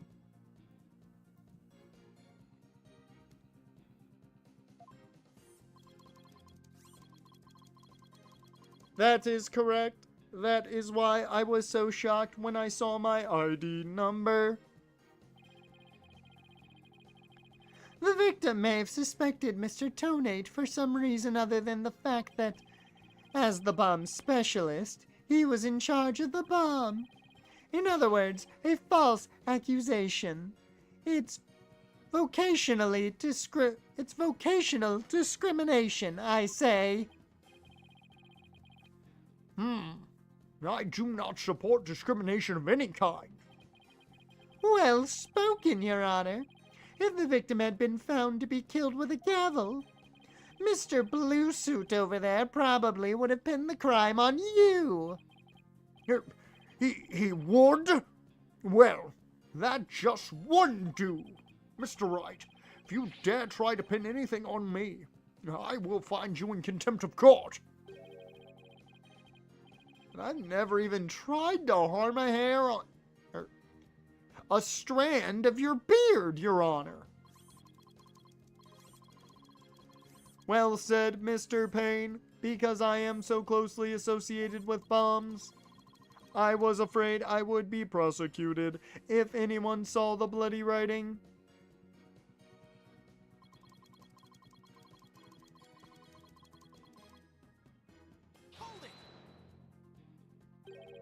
You didn't think to clean away the bloody writing?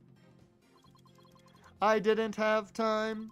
By the time I found the message, the blood was already dry. The police were waiting just outside for me to secure the room, and I still had to move the body. I was in a panic. With no time to spare, I temporarily covered the writing with my case. Didn't you think the police would find it during their investigation? Regulation stipulates only specialists may touch transport cases because of the danger, you see. I thought I would clean up the writing once they were finished. My bad. My bad? Does he really think that will just magically smooth everything over? This guy is something else. I don't believe Detective Arm's dying message was just some mistake. He won't wriggle out of this that easily. What did Mr. Tonate see when he first discovered the bloody writing? There has to be a contradiction hidden in his testimony somewhere. Alright.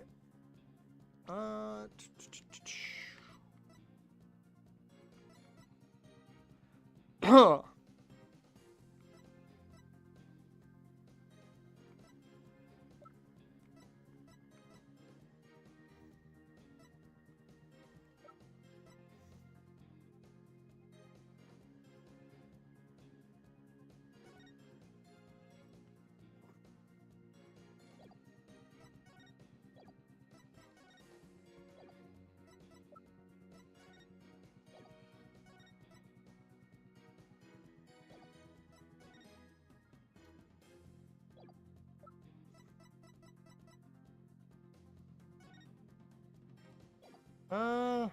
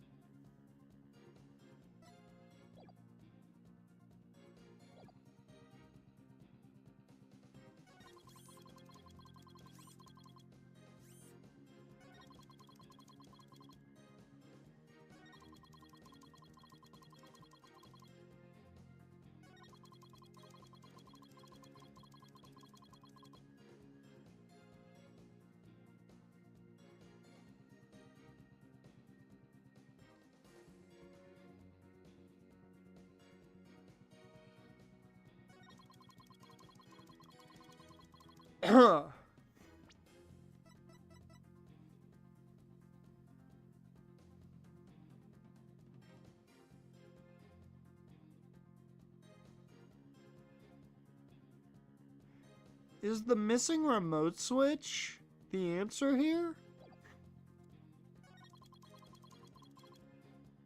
Because I don't see how she could have mistaken him for the real bomber when it was done by a remote switch. So we'd have no idea who the bomber was. Nobody would.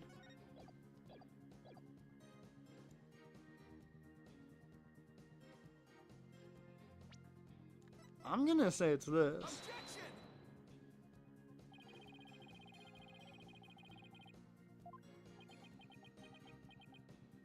Well, I was wrong. Like, this is one of those where it's like, the answer is there, I just don't know where.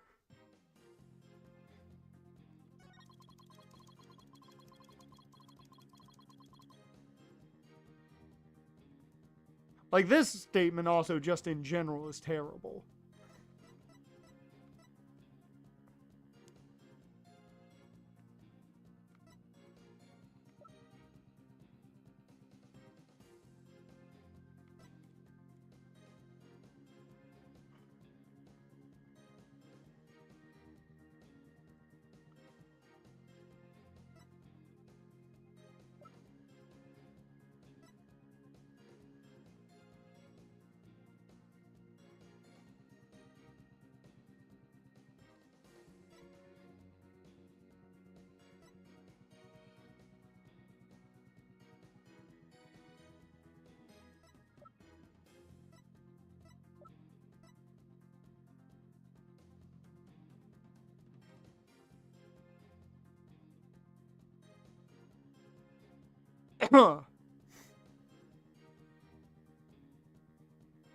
I've got like 3 ideas.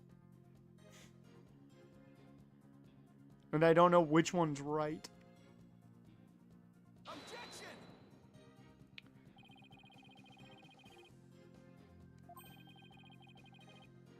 Yeah, so this one's not right.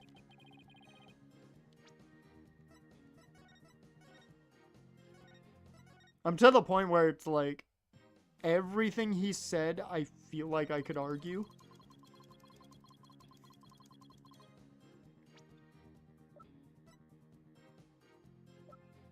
Like, I feel like this statement 100% just goes, okay, so you're the one who did the writing. Objection!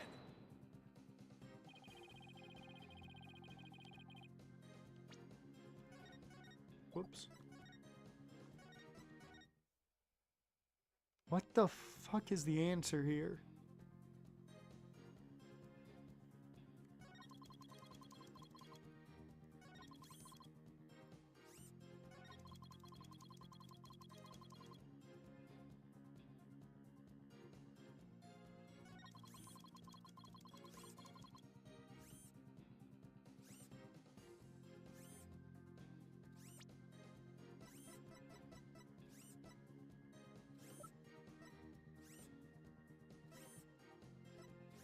Objection!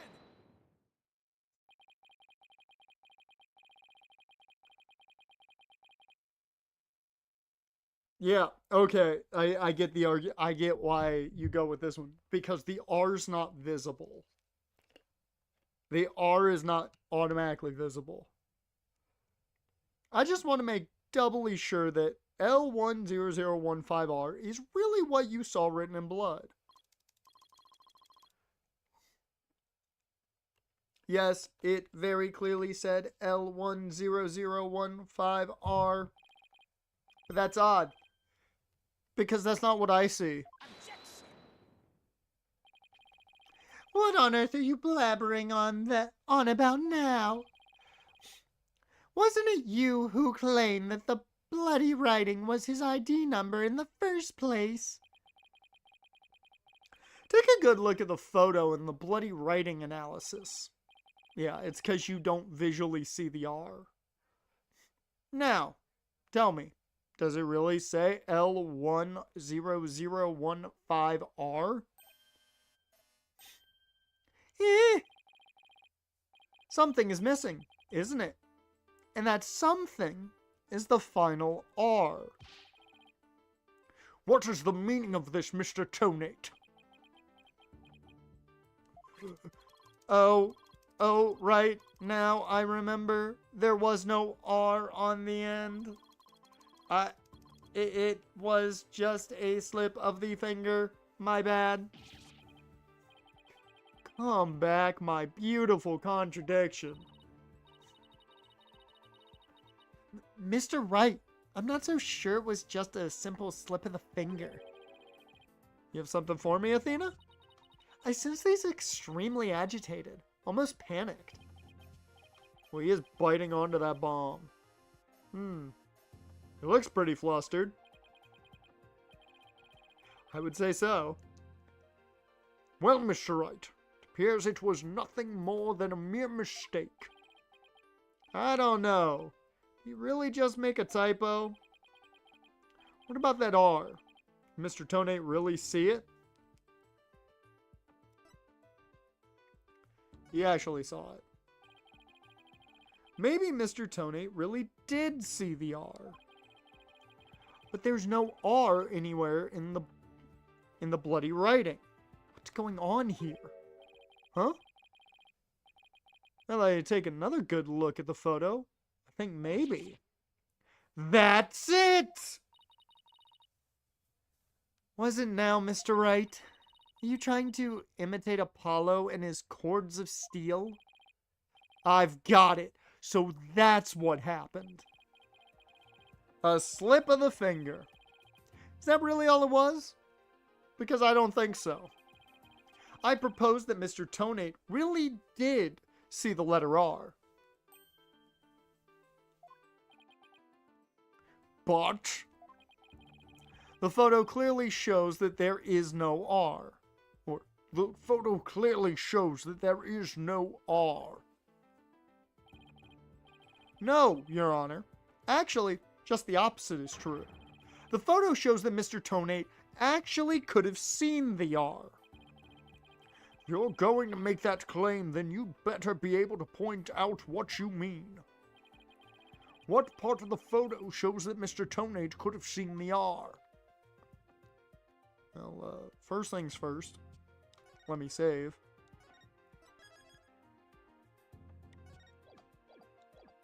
Second things second.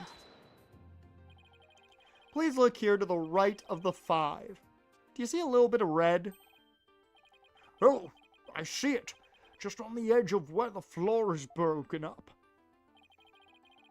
That's the R that Mr. Tonate saw. It's true that the witness wears some very, very odd goggles. But that doesn't mean his eyesight is bad, nor his brain power. What part of that little smudge looks like an R to you? But what Mr. Tonate saw wasn't that little smudge. There was a whole incomplete R written there. Before the floor was damaged by the explosion. Oh, well, that explains it. Huh? Can you explain what you mean? Because you just proposed that everything happened in the exact opposite order. Yep, because that's the way it really went down. The timing of when the R was written turns everything about this case around. Now then, If the floor was damaged by the explosion, when was the message written? Before the explosion. With the bloody message running off the edge of the damaged floor like that, we can only conclude that it was written before the explosion. But that's ridiculous. If that were true, it overturns your own premise. That's right. It does. In fact, it turns everything upside down.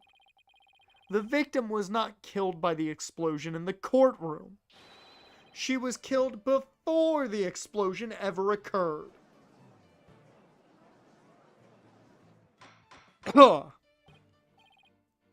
Order! Order in the court!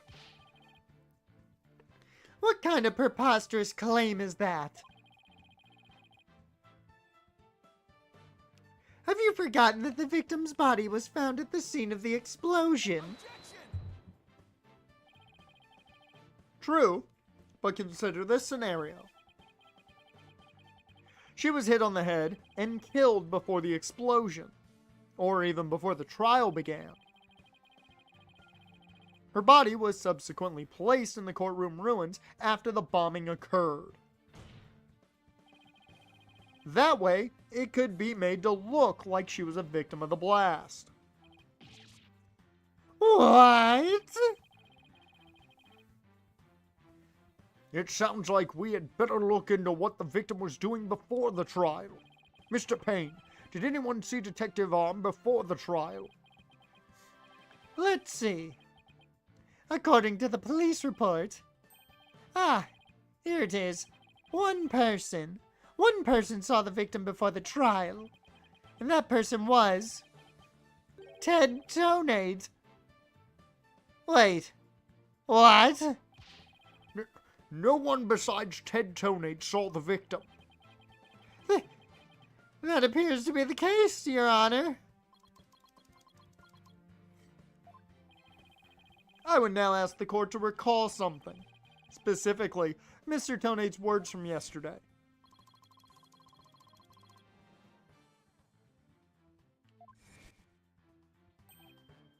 Oh my! Mr. Tonade, just before the trial, you were with the victim. The two of you were together at the scene of the crime, courtroom number 4.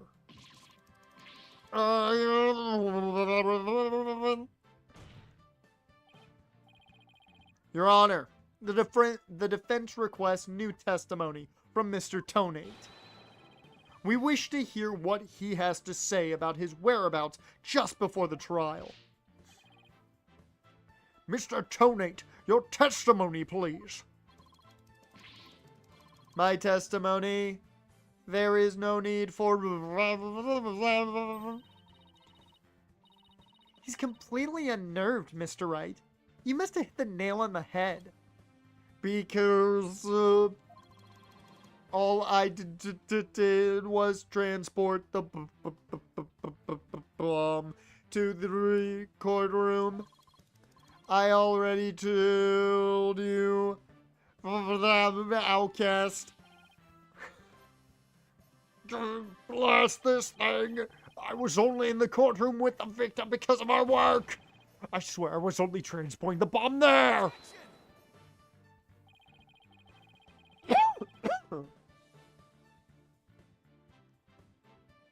You and the victim were alone together at the scene of the crime. In other words, you certainly had the opportunity to commit murder, did you not?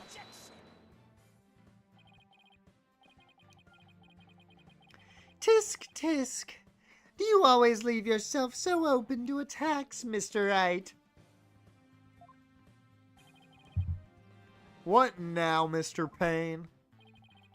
Yes, Mr. Tonade may have had the opportunity to kill Detective Arm, but an important piece of your assertion is missing. What important piece? The murder weapon. What do you claim was used to kill the victim? Mr. Payne has a point. Even if Mr. Tonade had the chance, without a weapon, we can't accuse him of the crime. well, Mr. Tonate? Oh, yes, that's right. I didn't have any sort of thing that could be used as a murder weapon on me. I couldn't possibly have killed Detective Arm. Do you really have nothing you could use as a murder weapon? What is it, Athena? Just looking over the victim's autopsy report. I'm hoping there's something in here that can point us in the right direction. What does say that she died from trauma to the back of the head with a flat object? Yeah, and to inflict that specific kind of injury, all you would need is a flat surface, right? A heavy, blunt object with a flat surface could definitely be our murder weapon. Well, Mr. Wright, can you indicate for the court what was used to kill Detective Arm? I believe I can. Believe being the key word here. Because I also save. I've got 2 ideas. You can? Then please do so now. What did Mr. Tonate have that could have been used as the murder weapon? It's either this, the bomb itself, which I doubt. I think it's the bomb transport case, because the top of it is a flat surface.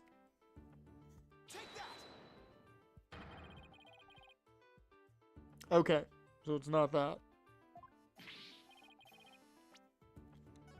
Alright. My first thought was, just slamming her head on the surface. Although, there is also the fact that the sides are edged, so I guess that's the argument there. The other argument is the missing remote switch. Okay, so it's not that either.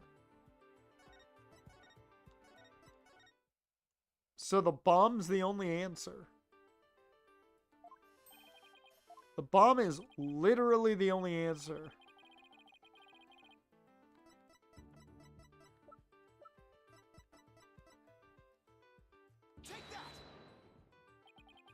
Mr. Tonate, you say you didn't have anything that could be used as a weapon. But in fact, you had the perfect thing. Oh, it's because he's got the... Yeah. I don't know why I thought the... I think my brain just sees it automatically like, that makes total sense as a death scene. I think, what would I write it as? More so than the obvious choice. What? What the devil are you talking about? You had this. That's the bomb. I thought you were trying to prove that the victim wasn't killed by the bomb blast. The bomb blast? No. But I believe Candace Arm was killed with this bomb. Because this is the blunt object that delivered the fatal blow to her head. Grrrr. Please recall the description of Detective Arm's head wound. Trauma to the back of the head caused by impact with a flat object. Yeah, I guess that wouldn't be kind of like... Could be a floor, but wouldn't have been the case. We assume this injury was sustained when her head hit the floor. But a blow from any flat side of this bomb would produce the same exact wound pattern.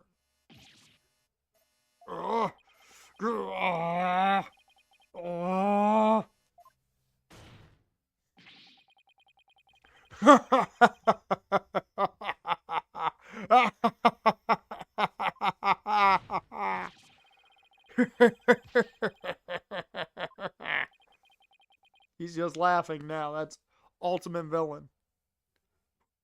What's with him? Then show me some proof. Where's the evidence that I hit the victim with the bomb? He's right. I don't have anything decisive. Did you find any of the victim's blood on the bomb? That would be decisive proof. But too bad. The bomb is blown to bits. It's long gone. Boom! Game over. Yeah.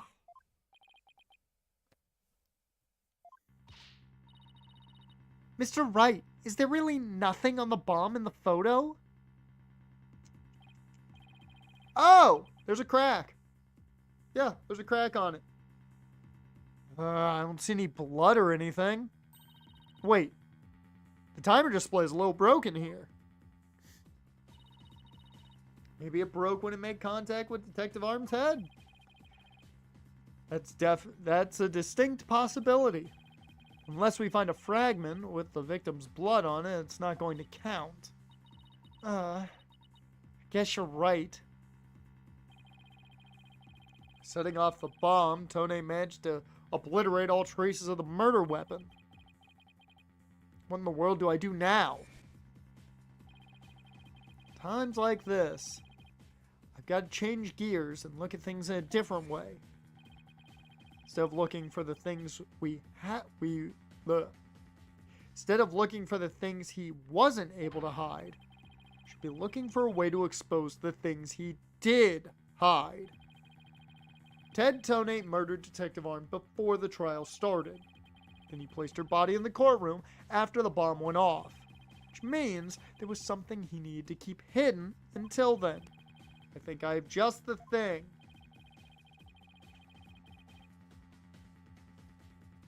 Time to present the photo that shows exactly what Mr. Tonate had to hide.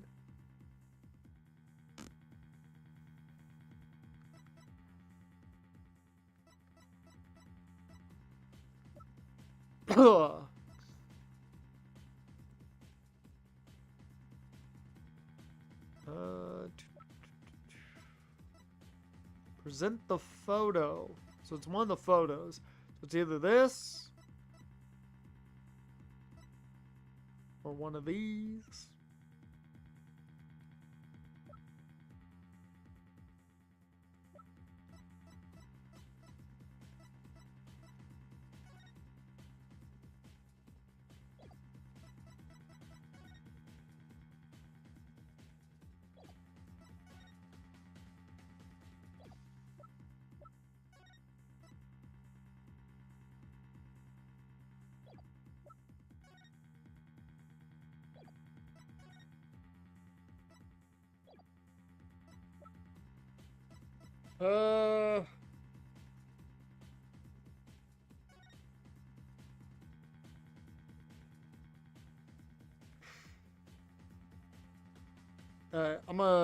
While I think about this, because I'm down to two that I think it could be. I'm gonna save real quick. I'm down to two that I think it could be. Oh, you got the snowman emote now? Dash, there you go. Alright. I'm gonna be back in a second. I gotta blow my nose.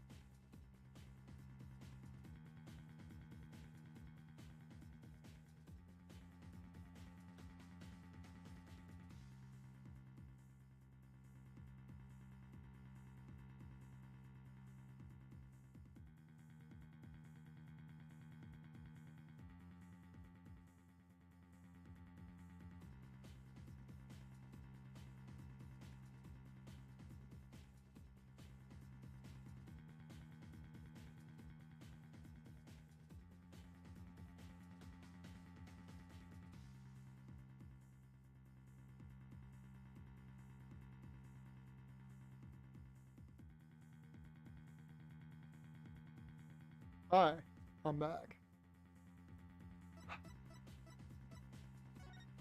Oh, that's the photo. That's a photo, so.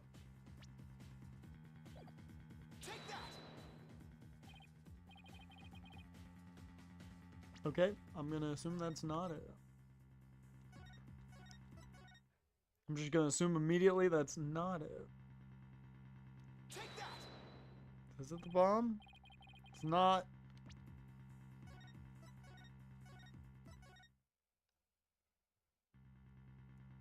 Like, this is where it's like, okay, what's the answer here?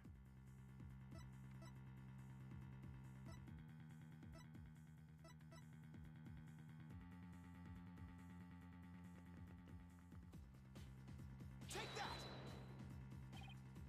No. I don't know why I clicked on that, but my brain was like, maybe this is the answer the entire time.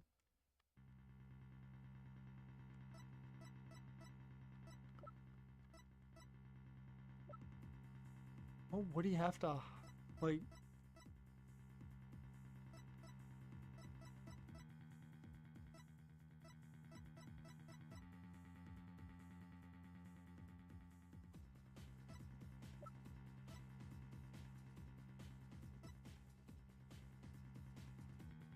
Take that! I don't know. I'm not even entirely sure what the answer here is to this. This is more me just breaking it down the hard way. Your Honor, there's something we've all been overlooking. If the murder took place before the trial, I know. Yep, yeah, no, I know exactly what he's doing. What my first thought process is exactly what he's doing. I just was thinking of it differently. Then Mr. Tonate would have had to hide the body somewhere during the trial. That's what I was thinking with the case. Hey, you're right. And if we can figure out where the hiding place was, that's pretty easy. Exactly. We might be able to find some evidence we can pin him down with. So where can Mr. Tonate have hidden the body during the trial? The only place you can hide anything. Wait. A box big enough for a body? A box that was in the courtroom the whole time? A box nobody would touch if they thought there was a bomb in it. So I was on the right track. I was just a step ahead. I was playing too far into the future. Mr. Tonate, what is it? Do you finally have some decisive evidence to show me? No, you're the one who's going to show it to me. Come again? You heard me.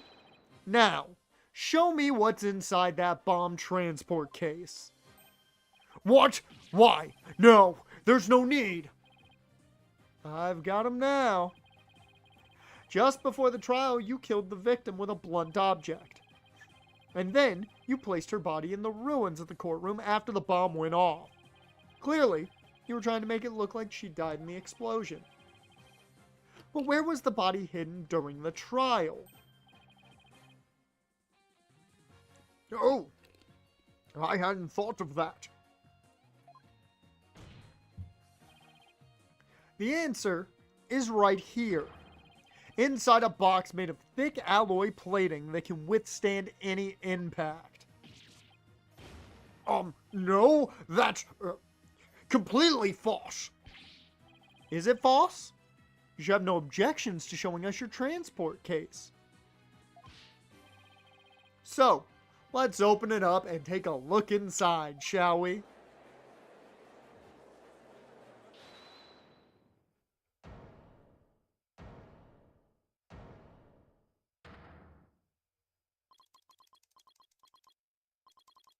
Let's not. Not if you value your life. What's he up to now? Remain calm and listen carefully. This bomb will detonate in 5 minutes. What? Huh? I repeat, this HH-3000 will detonate in 5 minutes. What's going on? Your Honor, I recommend you adjourn this trial before this bomb goes off.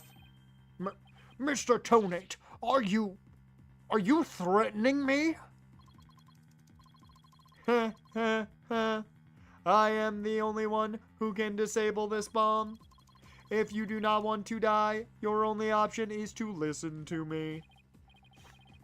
But Mr. Tonate, didn't you say that's just a training model? A fake to practice on? I did, but I also lied. This is the real deal. This is the HH-3000. The HH-3000 was used to blow up courtroom number 4, wasn't it? How do you know it was the real HH-3000 that blew up courtroom number 4? Huh? The bomb that blew up the courtroom was a different one. One that I made. What? Then, are we to take that as a confession on your part? Take it any way you would like. Just before the trial, I took the HH-3000 out of the stuffed animal and put my own bomb into it. That was the bomb that exploded and destroyed courtroom number 4. That's a great question. Is he just going, these are not the droids you are looking for? Mr. Tonate, please be reasonable. Do you really expect us to believe a crazy story like that? The HH-3000, it is so unique. I had never seen anything like it. It is so unique that I could not replicate the detonation mechanism. So, I just had to have it. Besides, did anyone look inside the stuffed animal during that trial? Did anyone check to see if it really was the HH-3000 in there? I must confess, no one opened the stuffed animal to check. So there really is a possibility that the bomb was switched out? No, not a possibility, a certainty. I did it. So he's had a real bomb with him this whole time. You had better get out of here while you can. You do not have much time. Being a police bomb diffuser not profitable? I don't know. Order! Order in the court! I'm out of here! It's gonna blow! Run!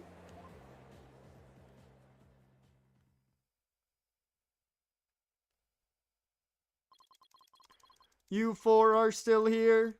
Well, aren't you brave? It just wouldn't do for the judge presiding over this court to run. But that horrible explosion the other day. The judge looks like he's about to book it for the nearest exit any second. As for Mr. Payne...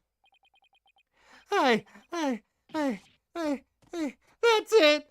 Ah! And he's off.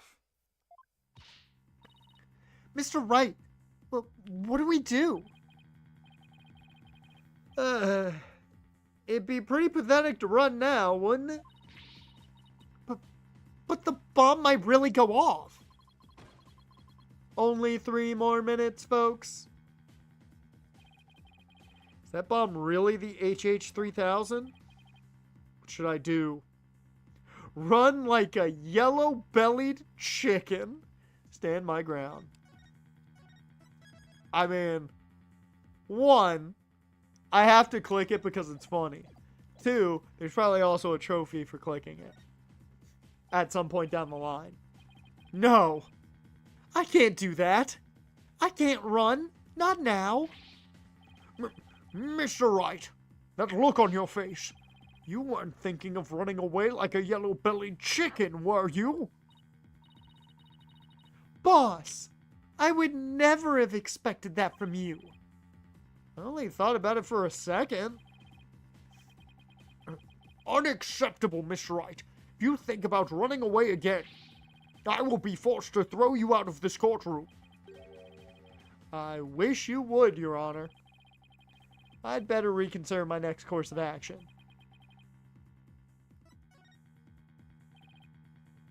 can't run now. Well, it's been fun, but I will be going now. With my dear, dear HH3000, naturally. Oh, and by the way, I would advise against having me followed. Even with no remote switch, this bomb can still be triggered manually. If I think I'm being followed, I will detonate it on the spot. Farewell. Hold it! You're not going anywhere, Ted Tonate. Oh. Your Honor, there's no reason to be afraid. That bomb is a fake. Are you sure, Mr. Wright? More of your famous bluffing, even at the risk of your own life. Mr. Wright, none of your bluffing now. Not at a time like this. Lives are on the line here. I'm not bluffing. And I have proof. You do? Yes, of course, Your Honor. It's right here in the photo of the bomb. Clear as day. Idea, just think if it was the real bomb. It's one to die to prove he has the HH3000. Yep. Really? Out with it then. Immediately.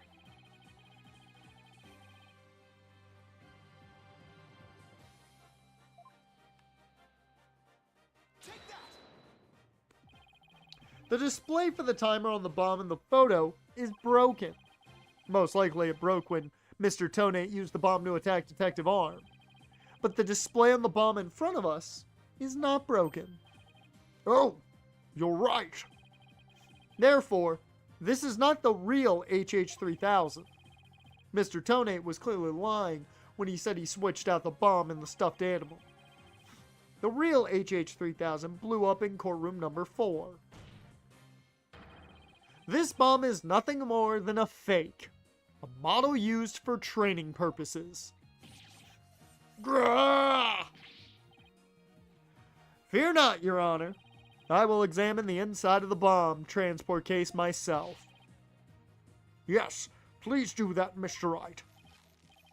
No, stop!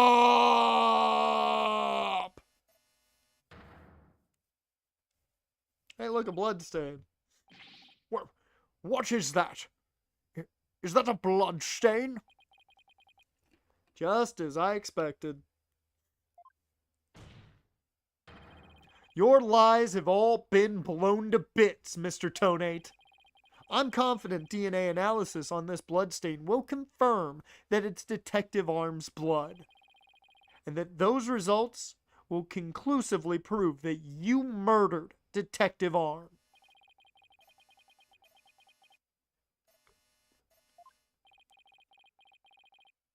How about it, Mr. Tonate? Think you can dismantle this decisive evidence? Whew. Dismantle it? You're too late. You missed your chance to run, so now you're out of time. This HH3000 is about to explode. Don't try to threaten us, Mr. Tonate. I've already proved that your bomb is a fake. It's real. This bomb is the real thing, I tell you. It's real.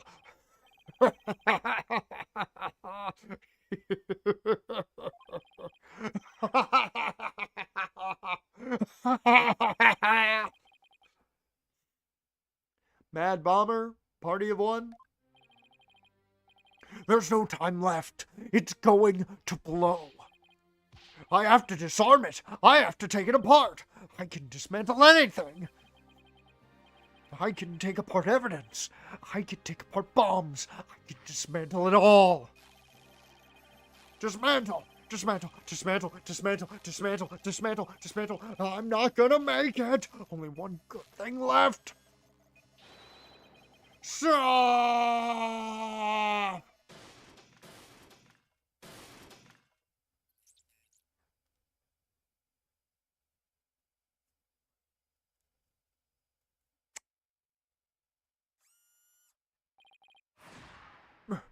made it.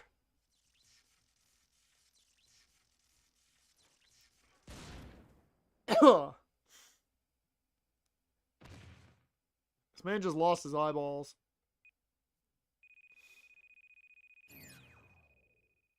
Game over. Dismantle attempt. Failed.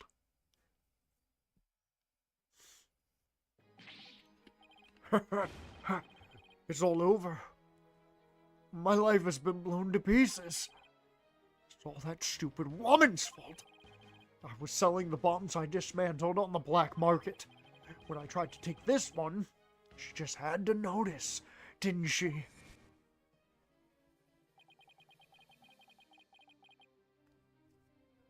She confronted me in courtroom number 4 that day. That's why I had no choice. Before I knew what I was doing, I hit her. It's all her fault. While I was looking for a place to hide her body, she left a message in her own blood. The trial was about to start, so I didn't have time to clean it up. Now all this! I thought for sure I could disguise her death with an explosion.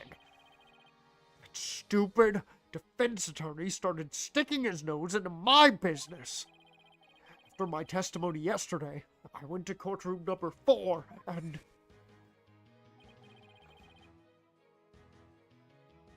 I found that kid all up in my bomb transport case. That's when I snuck up behind him and... BAM! When the idiot police arrested that little girl, I thought for sure I could pin it all on her. Why? Oh, why?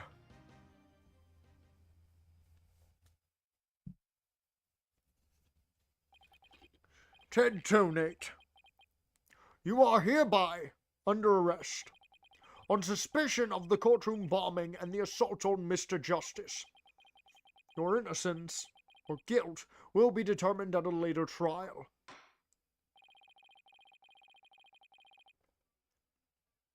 Now then, I see that members of the public have returned to the gallery.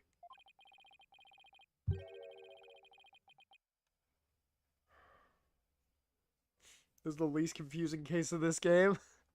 One person, however, seems to still be running far, far away. But that as it may, be that as it may, I will now announce Miss Juniper Wood's verdict. Not guilty! Yeah, woo! Look out! He's still running!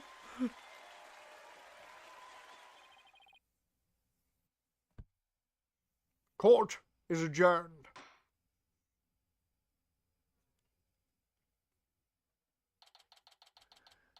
December 18th, 12:31 p.m.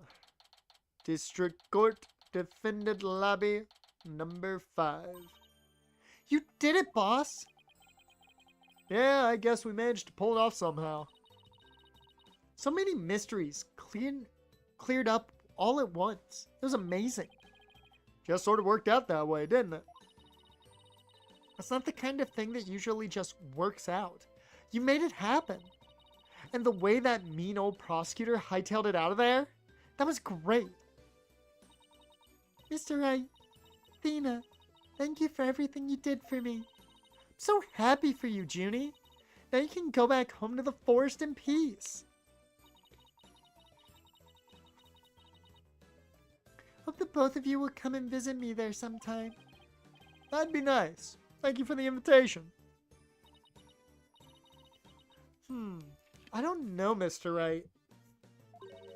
I'm not so sure you can make it all the way up to Junie's house. How high up do you live again, Junie? Around 3,000 feet, I think. What? That's no forest. That's a mountain.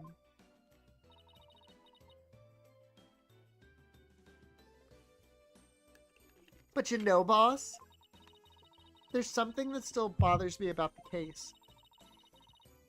One little mystery we never got around to solving. Oh, that. Yeah, I was wondering about that too. This is the unsolved mystery you're thinking of. Oh, the remote switch. The remote switch, right? Yeah, I wonder where it disappeared to. Maybe Mr. Tone just got rid of it somewhere. Yeah. It's a pretty big thing to leave unsolved, though. Well, let's leave it up to the police to find. For now, we should be celebrating our not guilty verdict. I guess you're right. Hey, I know. Junie, shall we go report the good news? You know, to that certain someone. Okay. God, the sinuses are killing me now. Huh. Her grandmother? No, silly. To Apollo. All right. Well, why don't we all go to the hospital together to see him? Great idea. I bet he's bored out of his mind. Okay. And so, the courtroom bombing case came to a close. But the next trial was just over the horizon. There's never a dull moment with so many lawyers in the office. That's for sure. Apollo Justice, Athena Sykes, and me, Phoenix Wright. Between the three of us, there's no case we can't solve. When our powers combine, I am Captain Planet. We're an unstoppable team. At least, that's what I believed. I like the plot. I like the cliffhanger. Wait, do we get a cutscene?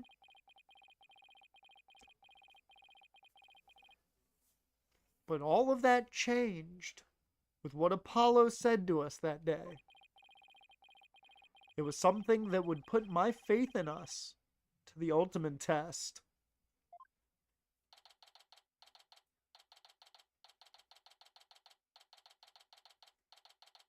Call the Right Anything Agency.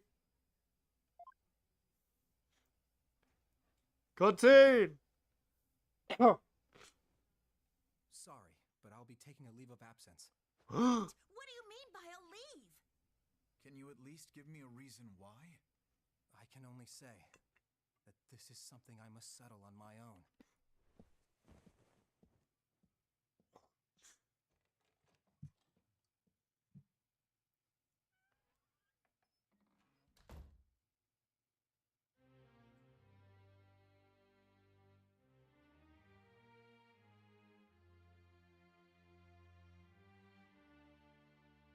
Oh, why, Apollo? Why are you shutting us out? Because he's now a badass.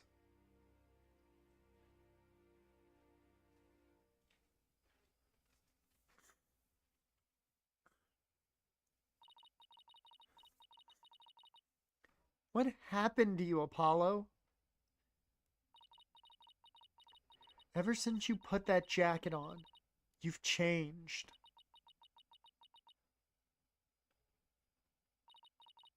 And now, for whatever reason, all my mind keeps doing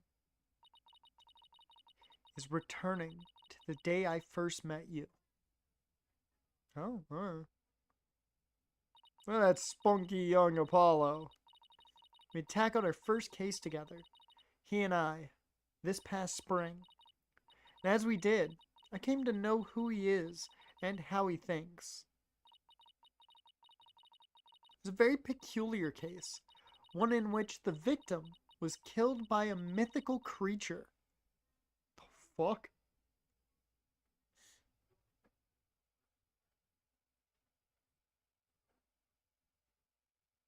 Hey, there we go. First case, done.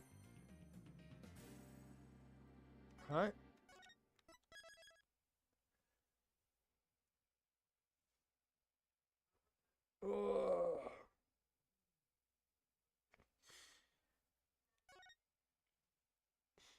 So,